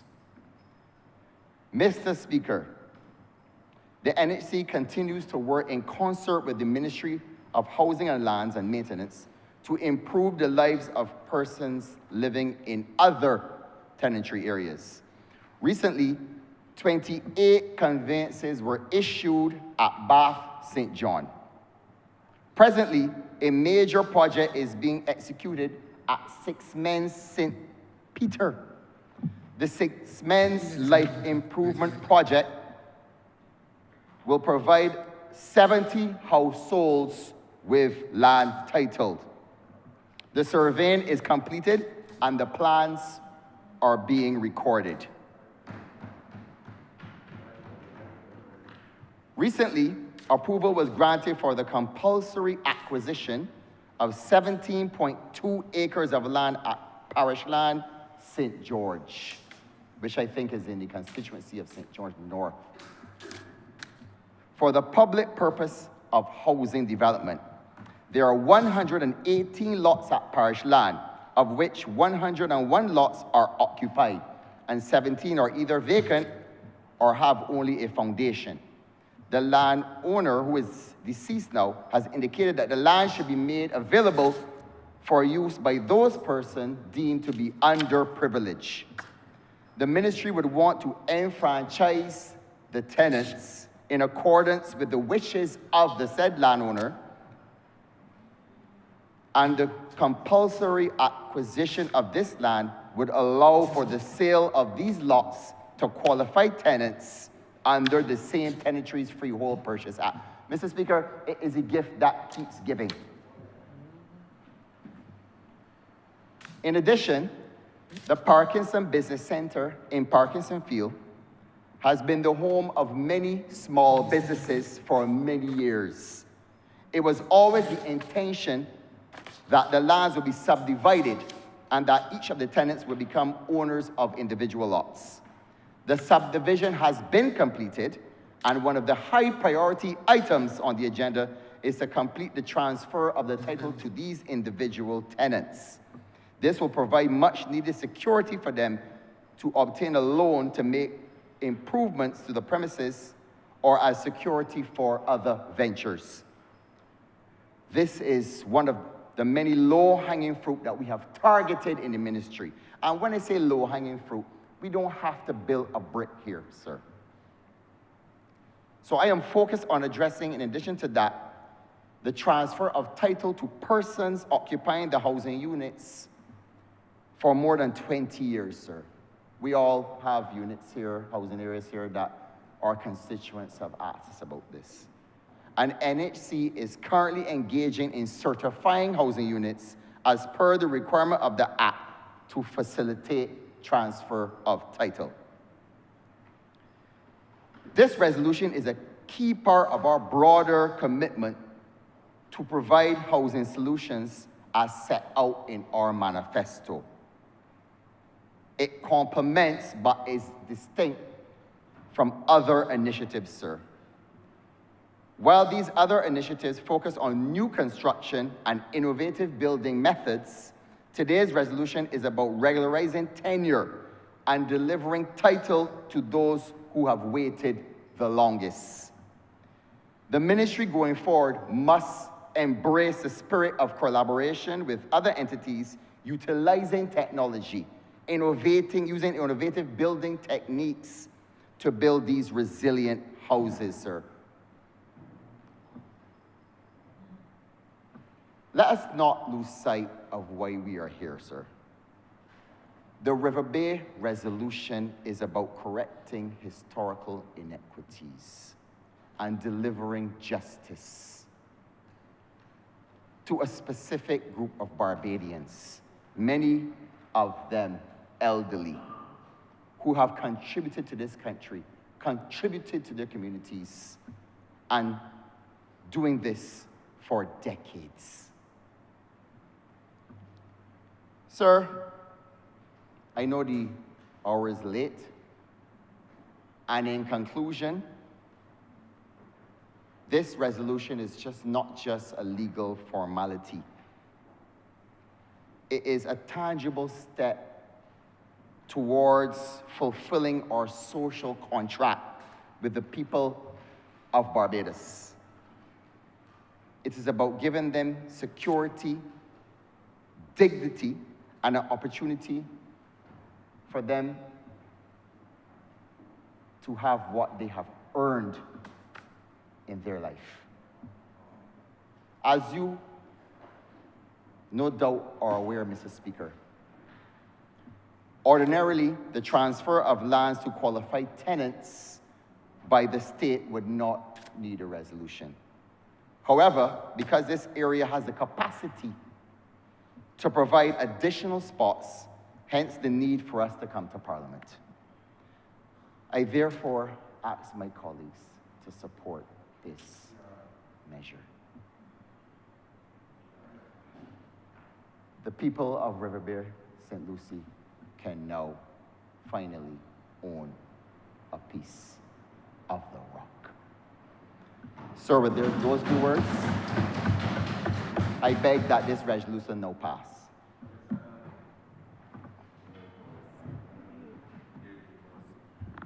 Honourable Member for St. Lucie.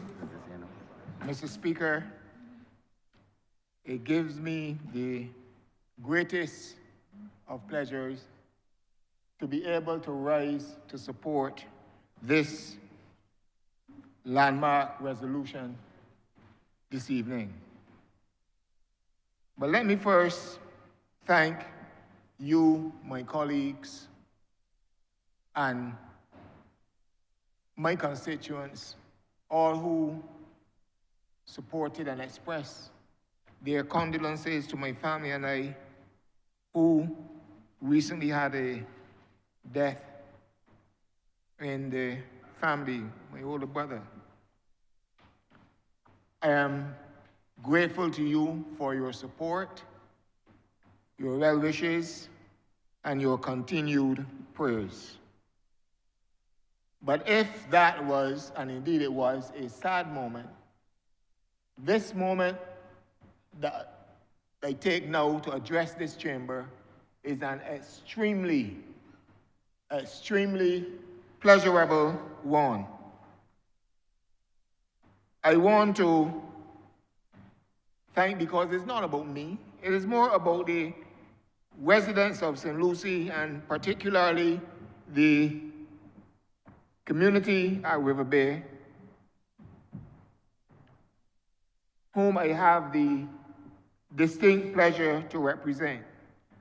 I am extremely grateful, and I wish to thank the Minister, the Honourable Member for St. Michael West, that in his first piece of major legislation in this chamber since he took up his new role, he could focus and ensure that the people of River Bay have a piece of the rock.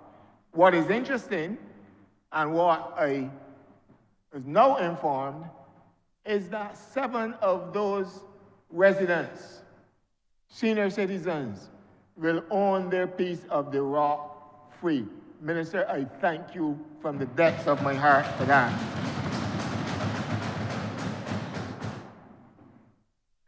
I recall that when I left that ministry, upon the calling of the 2022 general election, we were at the stage of beginning work on this particular piece of legislation. The senior minister, now senior minister, the Honourable Member for Christchurch West, and I sought all across this country to enfranchise different persons in different communities. We recognize that the work can take a little longer than we anticipated, but I am glad that I have a colleague that was able to complete the task. I want to thank as well the Honourable Minister, the Honourable Member for St. George South, for his effort in this regard as well. Now, there's a constituent and a member of, a resident of River Bay. And Minister, if there's one thing I want to ask you, give me the honor and the pleasure to deliver that letter, or those letters, that letter to a resident, Mr. Speaker, whom I address today as Mr. Goodrich. When I visited him when I first came to office and I was canvassing, this is something that he asked for and longed for, to be able to own a piece of the rock that he could bequeath, that he could leave for his grandchildren, or one of his grandchildren. And I'm sure that he would be more than happy, he would be excited, he would be ecstatic to be able to get this news and to be able to do just what the desire of his heart is. Mr. Speaker, sir,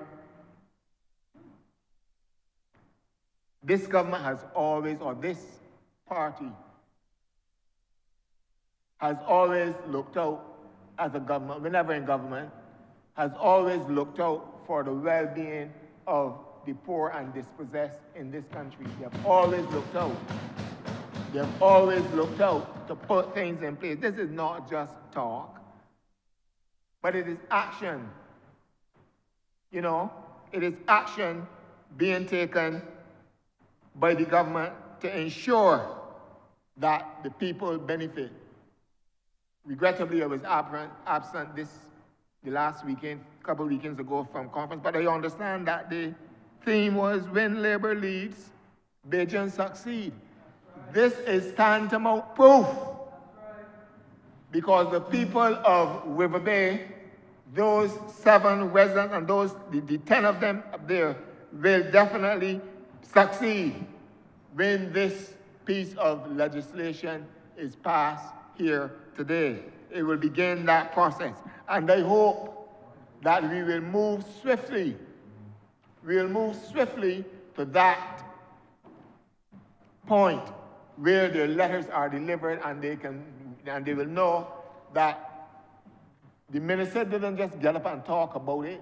The member of parliament didn't just get up and talk about it, but they will have the proof and whatever else is needed to move forward from at this point into ownership of their piece of the rock. Mr. Speaker, sir, the opposition has suddenly found their voice. I mean, they're here tonight, to this evening, as usual, speak and go,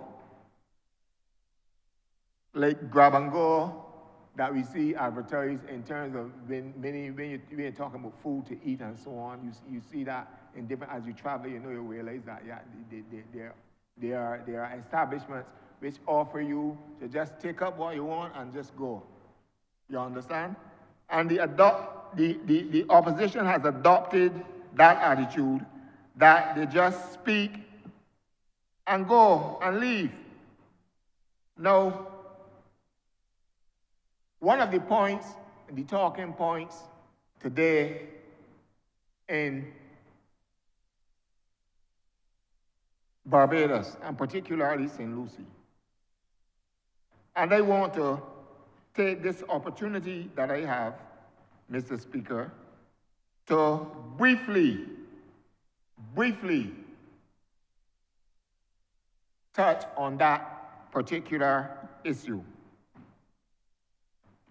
We have had 4 years, even though it was left unaddressed, the issue of water in St. Lucie, groundwater to be precise, right? We have had that issue for a number of years, back down from 2015 and that time coming forward. It has taken this administration to come into office, that my constituency having been represented by 2 government ministers, 2 people who sat in the cabinet and did nothing for 42 years. Did absolutely nothing about the issue. I suppose they're giving us the opportunity, and we have grabbed the opportunity with both hands. I do not like the state of the water. That is not. Honourable member, just connect it. You want to speak to it? Yeah. Connect it. Yes, sir. Yes, It has to be relevant. So to speak to it, it has to be relevant. But you have to get proper running water. Yeah, right. So I understand that. I appreciate that, but I'm saying connect it. Right. One thing I just saying connect it. It has to be made relevant. If you want to speak to it, it has to be relevant to the issue. That's all I'm saying. Yes, Mr. Connect it, Honourable Member. Yes, Mr. Speaker. In order for the people to enjoy life and to truly be happy and celebrate as they take up the possession or the offer to own their lots.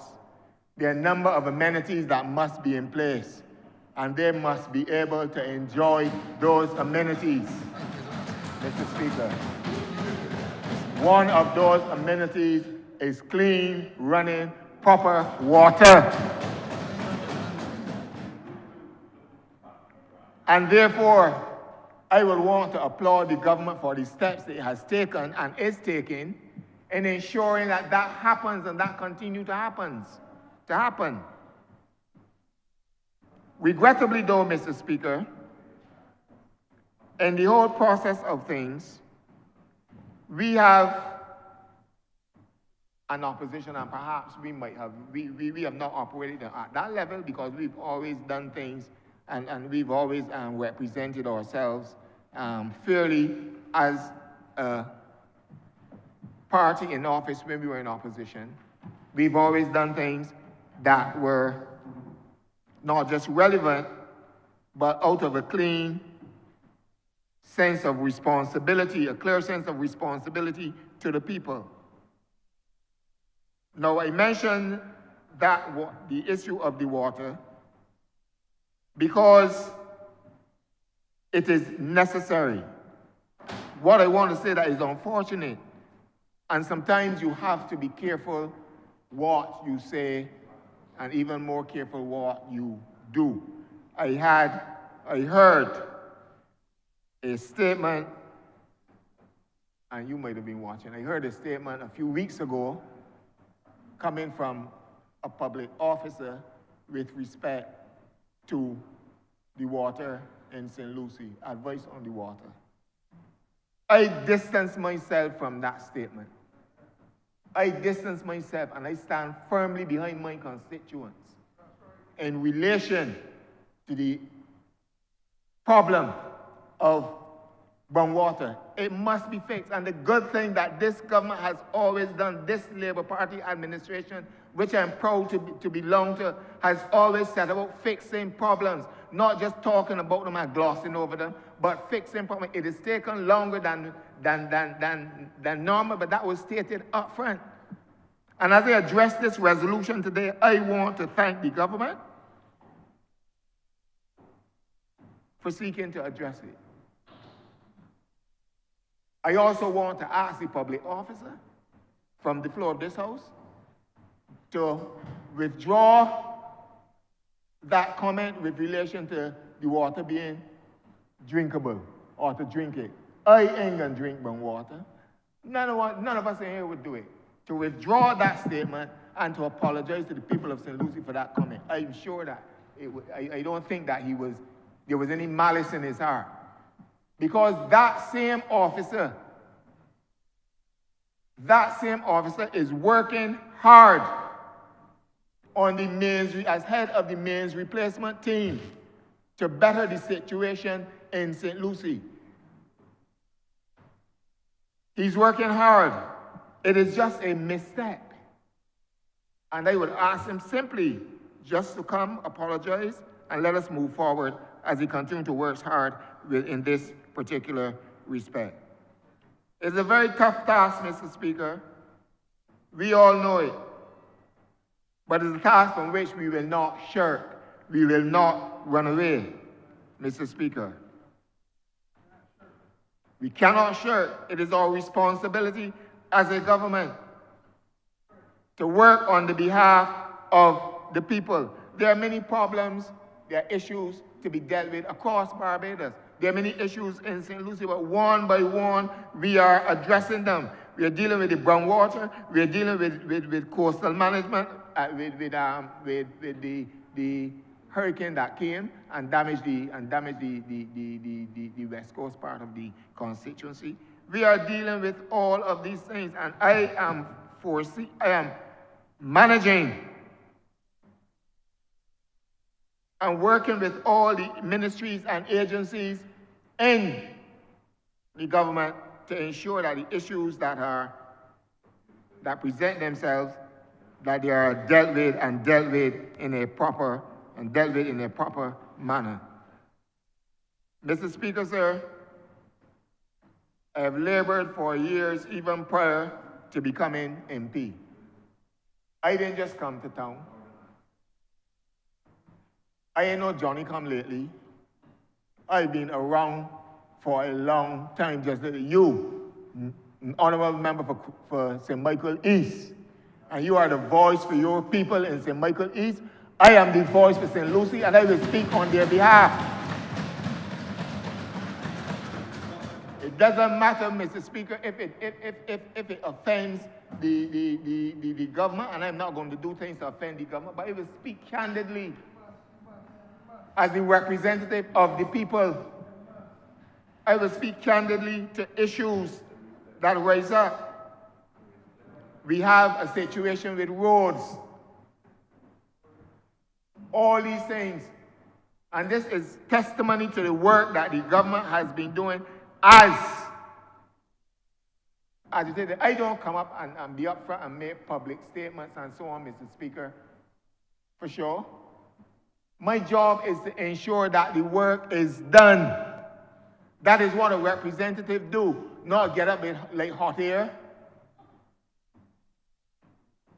and just say things. For so you have to ensure that the work is being done as you represent your constituents. And that is exactly, my voice will not be silent if there are issues that affect the people of St. Lucie and the issues go unaddressed. I have given, and I will continue to give the government the space to deal, because I know resources have to be found, and resources had to be found to start this project.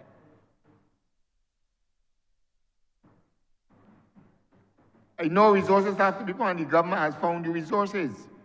And the work and continue to work on them, as you heard the honorable member for Christchurch East Central mention today, to correct the problem of water. And I want to assure the people, whether they be of Crab Hill, we have another issue there which needs to be addressed. I've spoken to the Honourable Minister of Transport and Works today and asked that some kind of priority be given to that issue with the roads in Crab Hill to be reinstated. That is the problem. Another problem that we have to deal with. We have to ensure that we keep eyes on these agencies when we are planning projects, that the full cost of the project is included at the outset, so that you won't start a project and then scrambling for money to complete it. So if you lane new water mains, then you have to ensure that there's funds there to reinstate the roads, and reinstate the roads properly, that the more traveling public and the people in the community are not inconvenienced for such a long period of time. And those are the things that I have been dealing with, Mr. Speaker. And as I come to support this resolution wholeheartedly, I again want to thank on behalf of the people of St. Lucie, and in particular the people of River Bay, to the minister and the ministers before him, who would have done what they had to do to ensure that we reach this point today. And I assure the people of St. Lucie that better days are coming. Jimmy Cliff saying better days are coming. By and by, better days are coming. With me at the helm, better days are coming for the people of St. Lucie. Mr. Speaker, I thank you.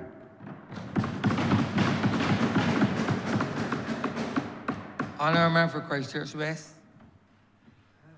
Thank you very much, Mr. Speaker.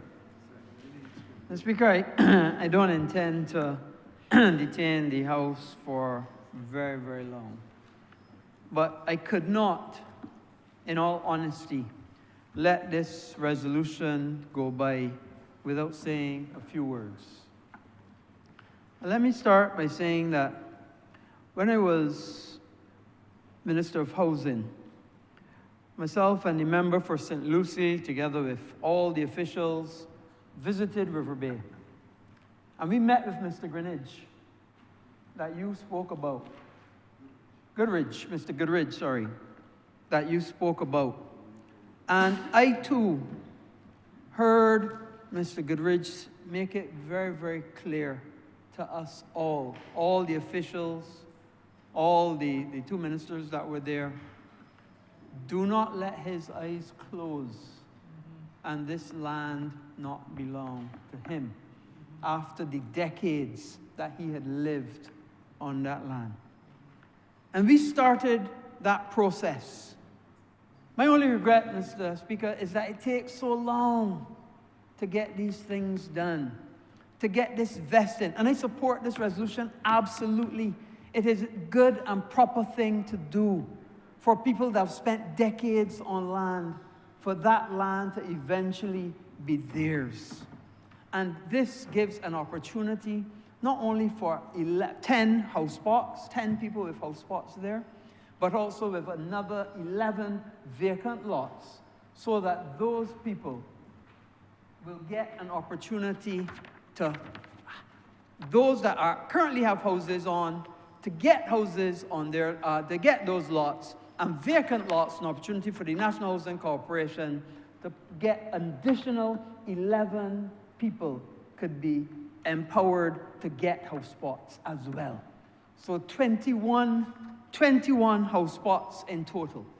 And I want to make it clear also to the member for St. Lucie that even although I am no longer the Minister of Housing, I have been tracking this process and pushing all the way through to make sure that we get this matter to conclusion. As Senior Minister, I have been pushing first the member for St. George South and now the member for St. Philip West so that we can get to this point today. So St. Michael West to get to this point today. But go further. Because not only are we on track for the vesting for the whole lot, but, Mr. Speaker, we have got the planning permission before the planning department to do the subdivision for the 21 lots too. So we're not waiting for a series track. We are working in parallel to get the subdivision done as well as to get the vesting done. So that as soon as we can get this vesting matter completed, subdivision will be following. And I anticipate that the planning department will in haste be able to get that permission for the subdivision as well. So that in short order, vesting completed, subdivision completed, opportunity for those 10 people to get their house spots and to get good title. This is why we have come to govern in this country. This is why we are here, to give voice for those that do not have a voice for themselves. This is not about personal enhancement and publicity and fame. That's not what we come to this office for. We come to this office to help that person out there, the salt of the earth, that work hard to develop this country, whose shoulders we stand on every single day. The people that pay for education, the people that pay to develop this country, them and those before. That is why we are here. And that is why I have made sure I can see him in my mind's eye now. I can see the tears in his eyes. I can see how important it was for him. And I thank my colleagues for recognizing how important this is. Enfranchising our people that work hard, day after day, week after week, month after month, year after day. Those people must get benefits. And that is why this government has been given 30 Love once, 30 Love twice, and 2 singles. That is why. Clean slate to make sure we do what is right for the people of Barbados. This is what we are doing. We're doing right for the people of Barbados. Hear tune, Mr. Speaker. This is a proper resolution for people in St. Lucie. I'm obliged.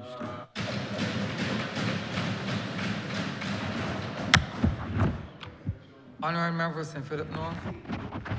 Thank you, Mr. Speaker. Just a small intervention. First of all, I want to start by congratulating the honourable member who brought the resolutions. Congratulations on a speech well done for your maiden speech, and congratulations on your inheriting the ministry. I can only agree with everybody else in this room that the resolution is worthwhile, meaningful to most, probably for the rest of their lives, so I can only support it. Just a few things I want to thank as well, not necessarily the present minister, but those who preceded him. One of them, I'm not saying no, but the other two are in front of me, for allowing my constituents the chance to own homes. Not enough yet, but we'll work on that. Homes in areas like Clifton, River, Parish Land. Parish Land I'm not particularly proud of because I knew the state of the homes. But Honourable Mr. Speaker, I am between a rock and a hard place in terms of if to insult them or not. If I would offend somebody, especially you, Mr. Speaker, after not much longer than a week ago, it was a little confusing. So I play it safe and not offend, so I will veer away from that topic for a little bit, just for a little while.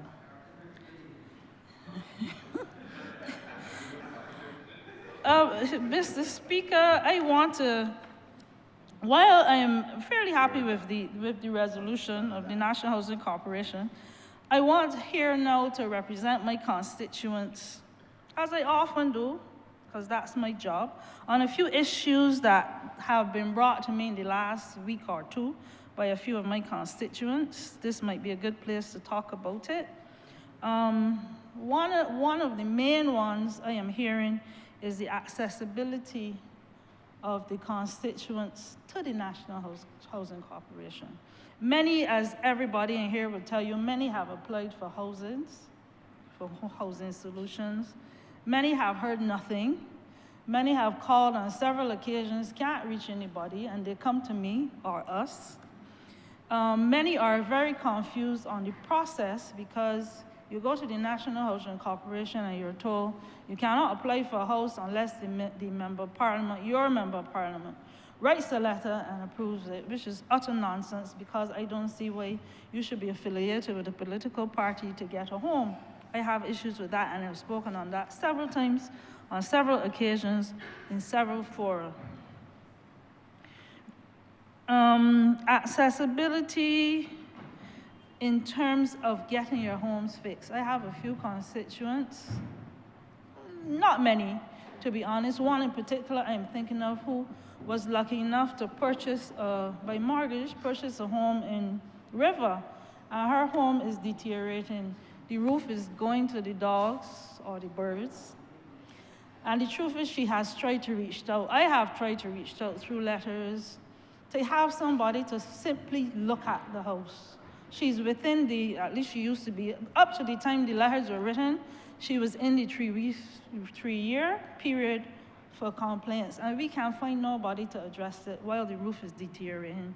I will bring that to the current minister. I apologize, I give a little trouble sometimes. The current minister to see if we can get some resolution. This person I spoke of to the last minister with one of what we call the Chinese homes, she has not seen anybody come back.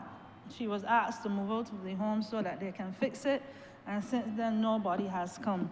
We have to bear these people in mind. Not yet. She was smart enough not to move out. One of the almost last things that is of great concern, especially to me, now that we're speaking about mental health and the damages of mental health and educating the public on what it means. I have a constituent. I remember a couple of years I passed his home, which NHC was building quite happily, very proud. But then I have to say, did not pass back urgently. But another constituent called and said the house had been halfway done and left. When I called the NHC, the excuse given to me, the guy has mental health issues, he gave a little trouble and then going back to fix the man's house. Meanwhile, the man is living in a garage. In this age of stress and mental health issues, we cannot afford to let this happen. And I am appealing. I don't even want to say the minister. to the members of housing, the people responsible, to please look into it for me. I can give you the names when I'm done.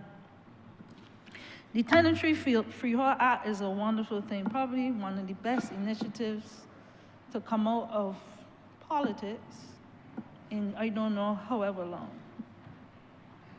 But I have three constituents in particular, I guess more will come into the woodwork, who have been trying to get to National Housing to figure out, they got permission to purchase the land from the owners and their lawyer, but they can get nowhere after, I think, the same 3 years to purchase their properties. These are properties their grandmothers grew up on. These are things we need help with, and I have to bring it to the House because this is the best place. The resolution is almost like a calling program, where if you're calling, you get stuff done. And they're really afraid of you losing the chances for owning the land. Nowhere to go, people don't have money that kind of way.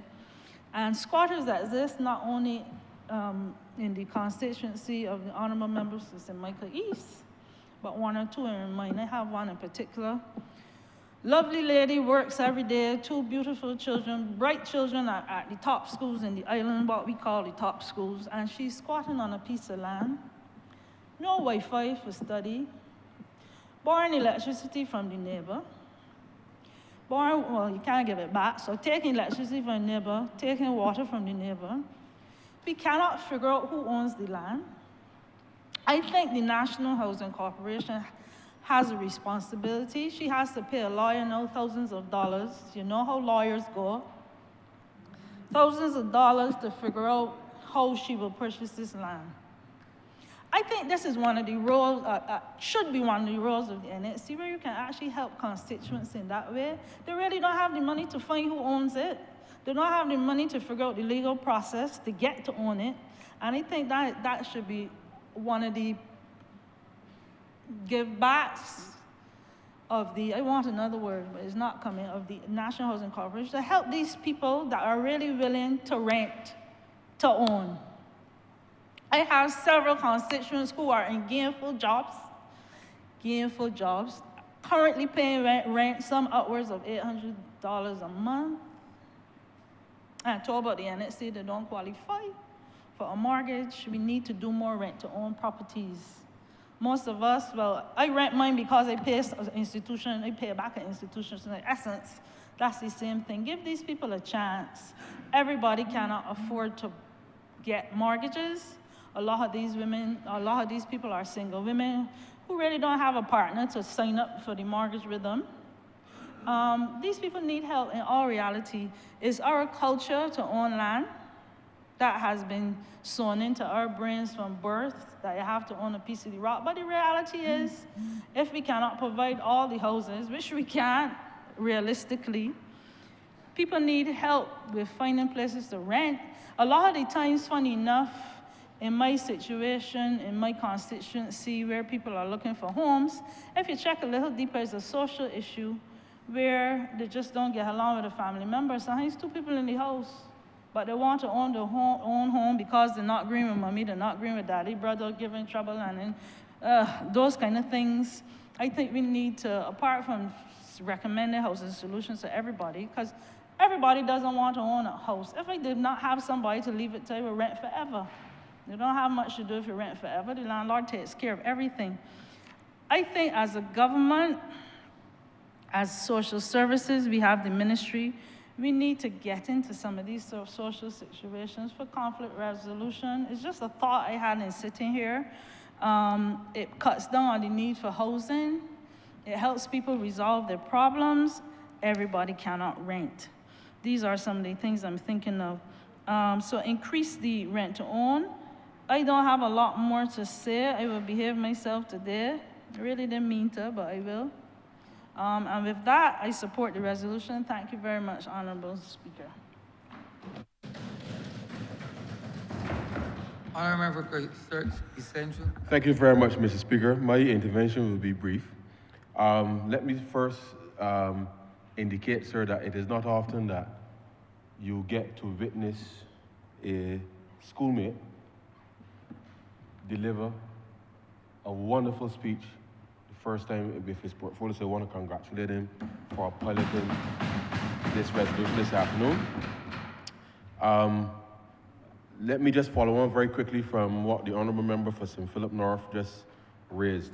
One of the reforms that we have put in place with respect to the NHC is the transition to helping people with estate planning issues, as you have raised. And so, whilst I know that the new minister is, well, the minister is new in the portfolio, that is part of how we see Barbadians getting access to some of those land-related issues, because as we are conveying these lands under the Tenantry Freehold Purchase Act, we really do need to do a better job of sensitizing owners and descendants, as you would know, Mr. Speaker, with respect to the issues that will arise with the ownership of land.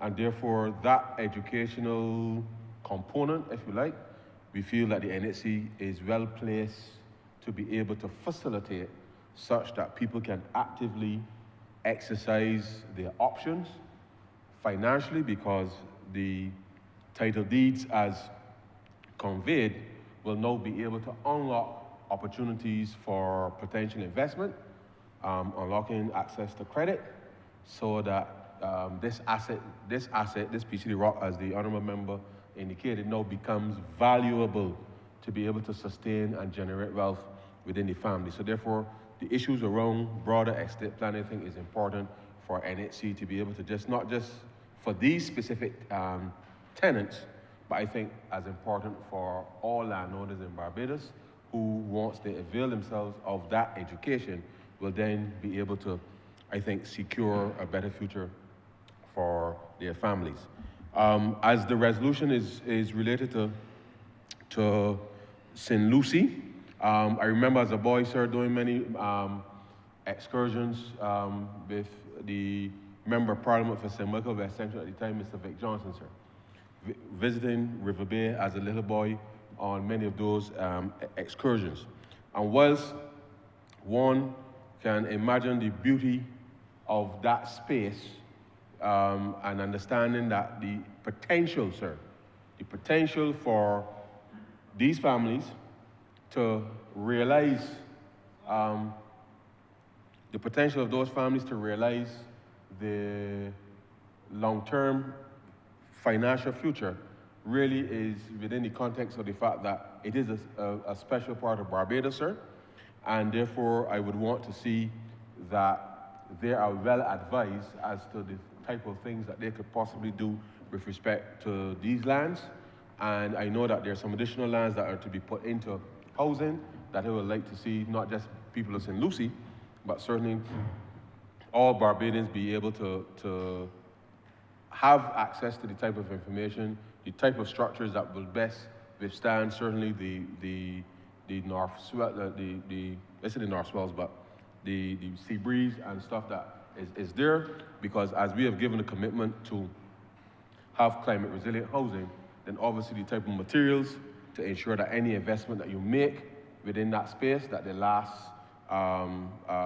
the longest possible, such that any monies that these families will expend going forward will actually redound to their long-term financial benefit. And so I think these are important things that we now have to make sure as government that we are able to get people to understand and appreciate that the decisions that they will make going forward will make or break, if you like, sir, with respect to the support of their families.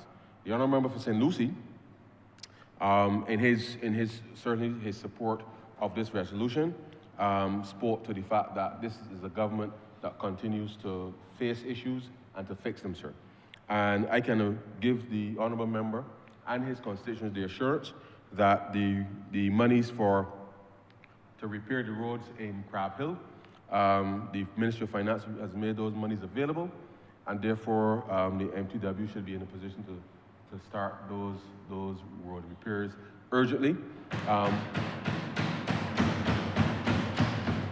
And I take the point, sir, as we had indicated in the budget earlier this year, that the Water Authority was going to undertake an aggressive program with respect to mains replacement in St. Lucie specifically, but there is a strategic mains replacement program that really needs to happen across the country. And therefore, as the authority attempts to address what is clearly a critical issue in the north, particularly in St. Lucie, at this time, there are other parts of the country that the water infrastructure is equally stressed. And therefore, the matching of not just priority, but in relation to where next is the most strategic place to be able to help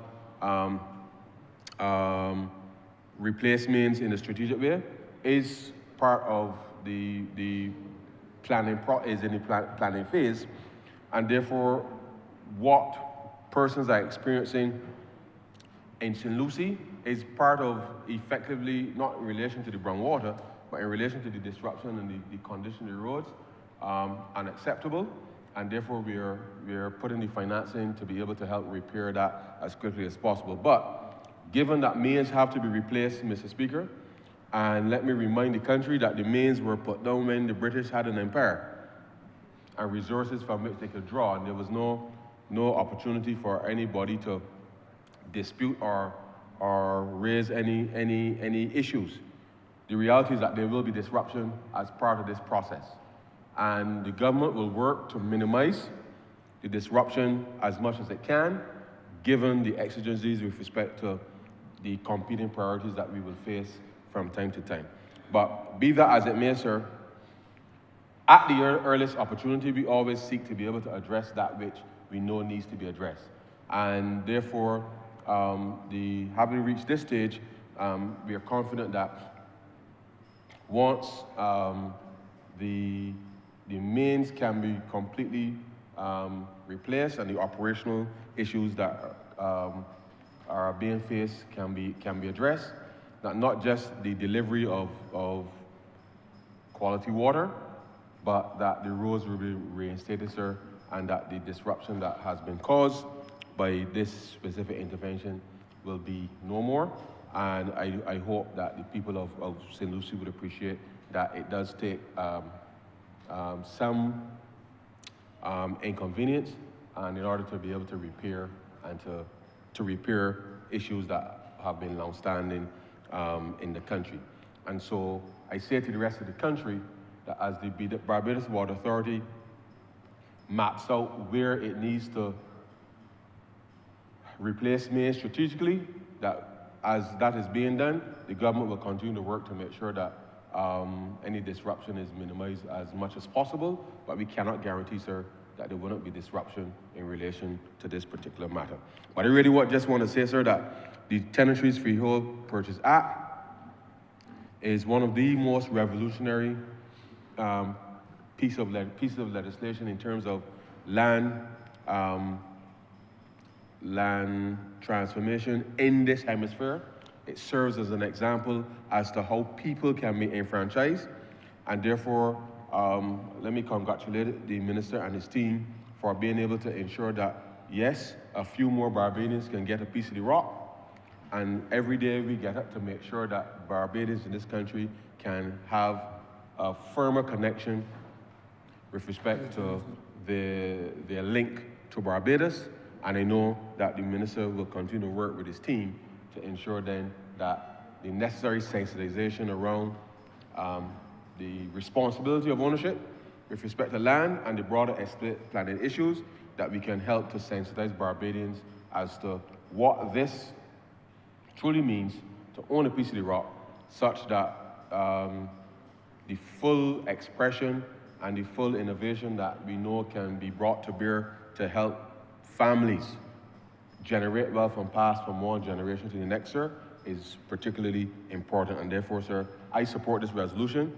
I say to the people of St. Lucie, the government is in it to win it, sir, because we know that we have to make sure that not just in St. Lucie, but across the country, that the issues related to age infrastructure, we continue to face and find the financing for. And as we get the financing together, as we get the supplies and materials and access to the technologies to coincide with that, then we know that we would be able to deliver better services to our public, to citizens, and therefore honor the fact that you've given us a tremendous mandate to deliver, and we just need time to be able to ensure then that those things that you've asked us to do, that we can do and do to the best possible standard. And with those very few words, sir, I'm obliged to you.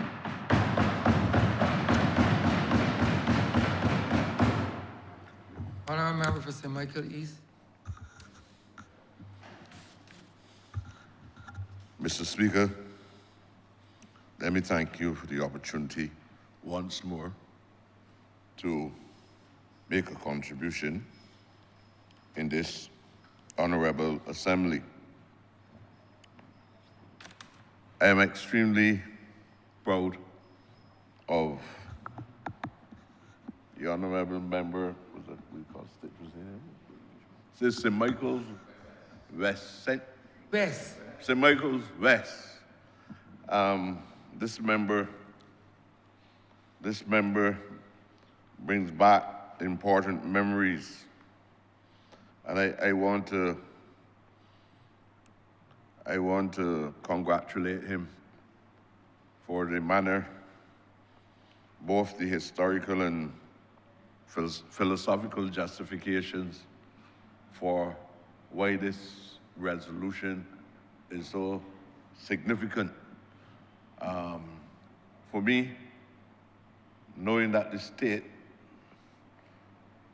has set about to provide forms of reparatory justice to the black people in this country is significant to me and to you, and I'm extremely proud to know that you are the one who has actually introduced this paradigm shift in the politics and the ownership of land, where the state is giving the land to people who pay their dues in this society over the years. I am not surprised of the heart and the passionate expressions by the honorable member, for he is the grandson of Alexandria Gibbs. And for those who don't know him, his grandmother was in the forefront in the first half of the 20th century. His great-grandmother, speaking and advocating for the transformation of the economy, so that those people who contributed to it would have been rewarded with proper housing. She spoke about poverty, and she also established, sir, an educational institution. She did not go to Cave Hill or Harrison College or Combermere. She never boasts about that. But she set up a school, which she was not even privileged to be exposed to primary education, not just secondary or tertiary education. But she understood the importance of education, and she understood the importance of homeless people who were enslaved and living on the plantations across Barbados, having the opportunity to be able to enjoy a good quality of life. And I believe that he understands, just like his great-grandmother did, that he has a responsibility to the people of Barbados, the poor people of Barbados. I'm not going to generalize, I don't generalize, the poor people of Barbados. And I want people to be able to appreciate the significance of what he has done. Sir, St. Lucie, the voices of the people of St. Lucie was known to be very rich. And you heard the honorable member spoke about Israel Lovell. Israel Lovell, as I said, worked very close with the voices that your great-grandmother worked with. The advocates at the time in the UNIA, the Marcus Garvey movement, and St. Lucie had the most units, and the units that survive much longer than the other UNIA agencies across Barbados.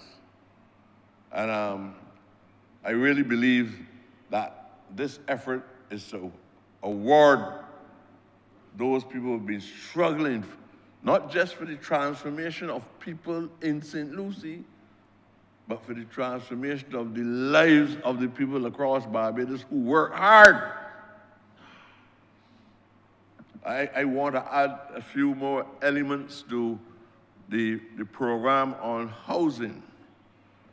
The Tenantry Freehold Purchase Act was good, but you actually add another social arm to it, because we are using it now not only to acquire land to sell it to low-income people, or for housing, for people who could rent the housing and go on to own the housing.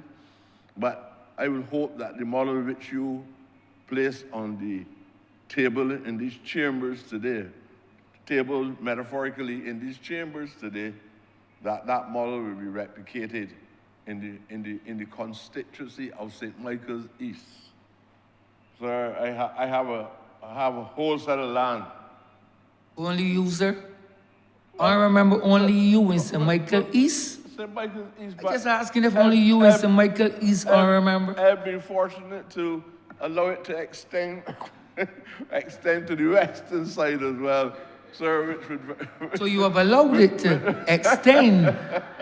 You have vested authority in yourself to allow it to extend. Yes, legally or illegally, honorable member? But we don't want to debate that today, but both of us have to respond to the demands of the people in our constituency, because if the state leaves them homeless, then the only means that they can use in order to be able to enjoy housing is what is pejoratively described as squatting. And both in East and your constituency, sir, we have to be wrestling every day. And the people can't be wrong. They must live somewhere. And the state is also moving, and swiftly too. There were lots of challenges, but we are also moving to make that adjustment that is so necessary in order to facilitate hundreds of people across St. Michael's. I am extremely pleased, sir, and I know this is related to housing as well, because it's about potable water, sir. They are now extending water lines within the last 48 hours across St. Michael's East, and it will be extended down to the western side as well. No, not yet. They're coming in next week, I have been told. Oh, well. Next week to 2 weeks. You just have 3 more working days, and then we'll be checking you by Monday morning. But we're now extending water lines across, and I want to thank especially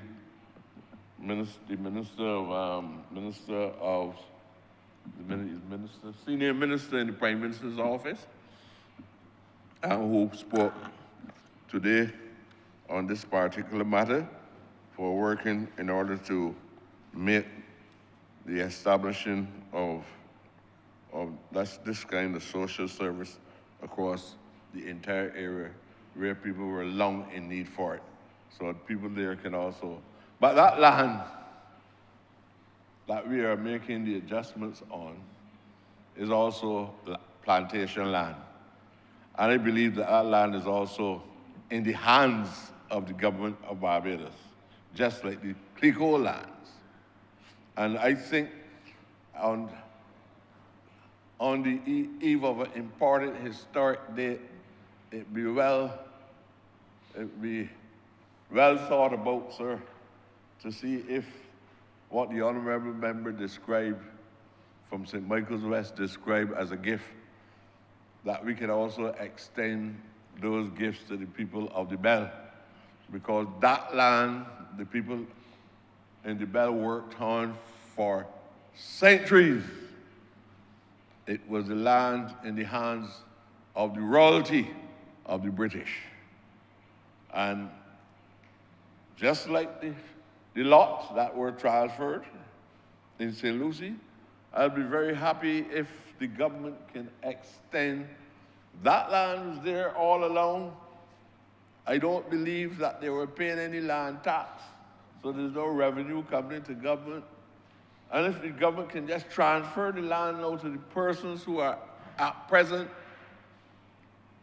occupying the specific space and regulate whatever the legal requirements for the transfer of ownership, the government can do that, sir, without charging anyone for the land that they're now living on.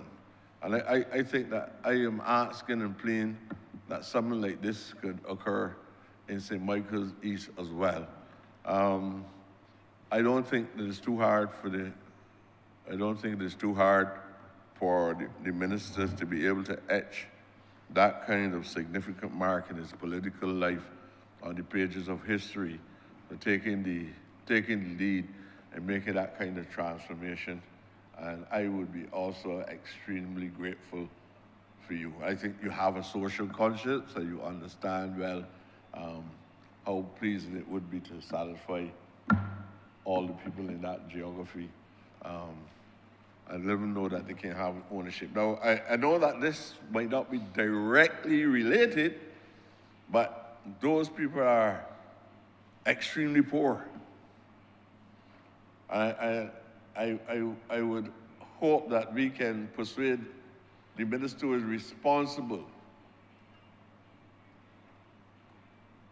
as a result of transferring the ownership to these poor people, that we can persuade the minister who is responsible for the connection of the water lines. Because one of the big problems, I don't know how a modern government,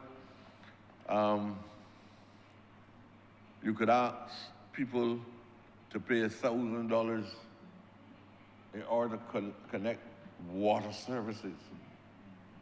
No, not a socialist, not a government with a social conscience, a socialist government, a social democratic government. So I'm hoping that we can have discussions on that.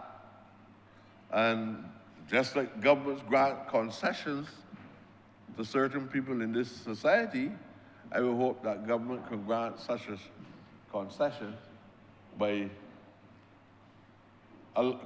connecting the lines onto the individual houses within the Bell area without having to face the burden or the encumbrance of placing a $1,000 on people who are unemployed or even working for or underemployed in the circumstances. So I'm glad to see the indication that we're thinking about that, and I hope that we can resolve it.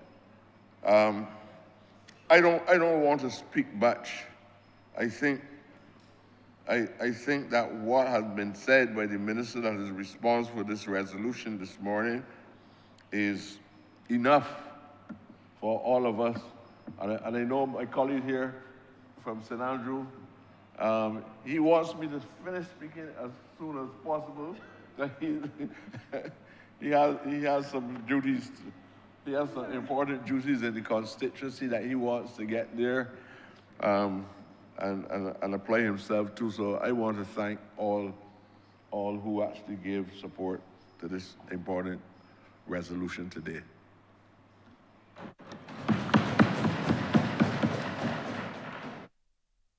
Honourable for St. Michael West. Thank you, Mr. Speaker. I would like to thank all honorable members for their contribution given today. I would have to say, in wrapping up, that when we come here to this place, even when I was speaking on this bill, and as the minister responsible for housing, I speak on a macro level. So I said that there are 10 lots, and 7 of which will be given to those owners who are of old age, pensionable age. But it's extremely heartwarming to hear the honorable member from St. Lucie speak about Mr. Goodridge, because what that does, it humanizes the bill. Something that I am not necessarily tethered to, but you are. And that is why we come here to this place, to help to empower people. And as the honorable member from St. Michael East said, this is a form of social justice for these people.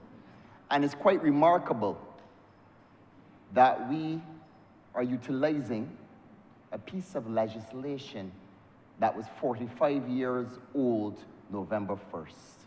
Can you imagine that?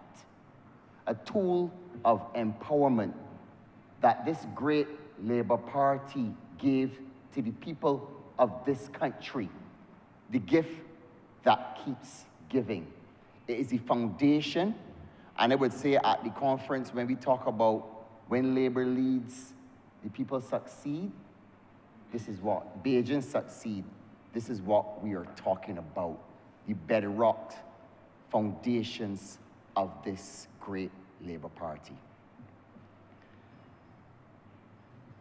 I am encouraged by the comments by Senior Minister responsible for infrastructure, and I look forward to working with you to be able to fast track this process.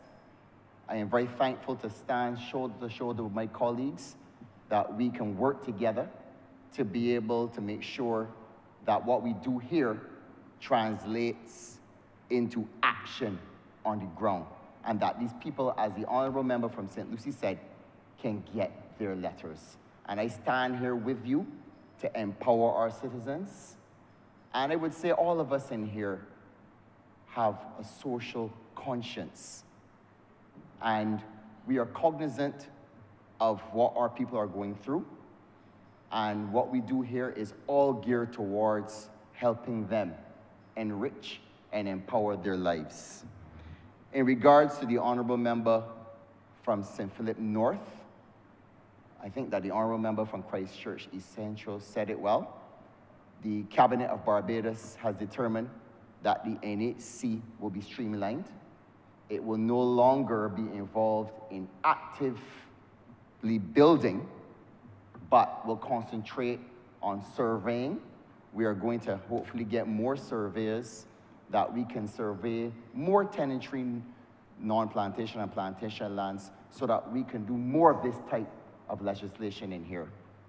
In addition to that, the honorable member from Christchurch East Central said that we need to get more into estate planning. And these are some of the things that we're going to do at NHC to be able to offer the service that the people of this country deserve, not only just for future developments, but we cannot forget the people in our many estates and the issues that they may have. So yes, our communication there has to improve. So, Mr. Speaker, I'm very happy to be able to deliver this to the people of St. Lucie. And with those few words, I ask that this resolution do pass. The question is that this resolution do now pass. All those honorable members in favor, please say aye. Aye. Those against, please say no. Me think the ayes have it. This resolution stands passed.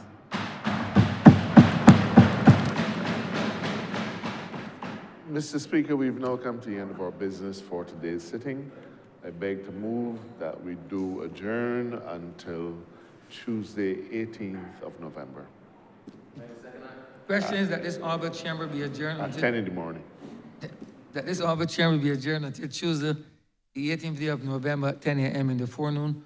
All those honorable members in favor, please say aye. Those against, please say no. Me think the ayes have it. This honorable chamber stands adjourned until Tuesday, the 18th day of November, 2025 at 10 a.m. in the forenoon.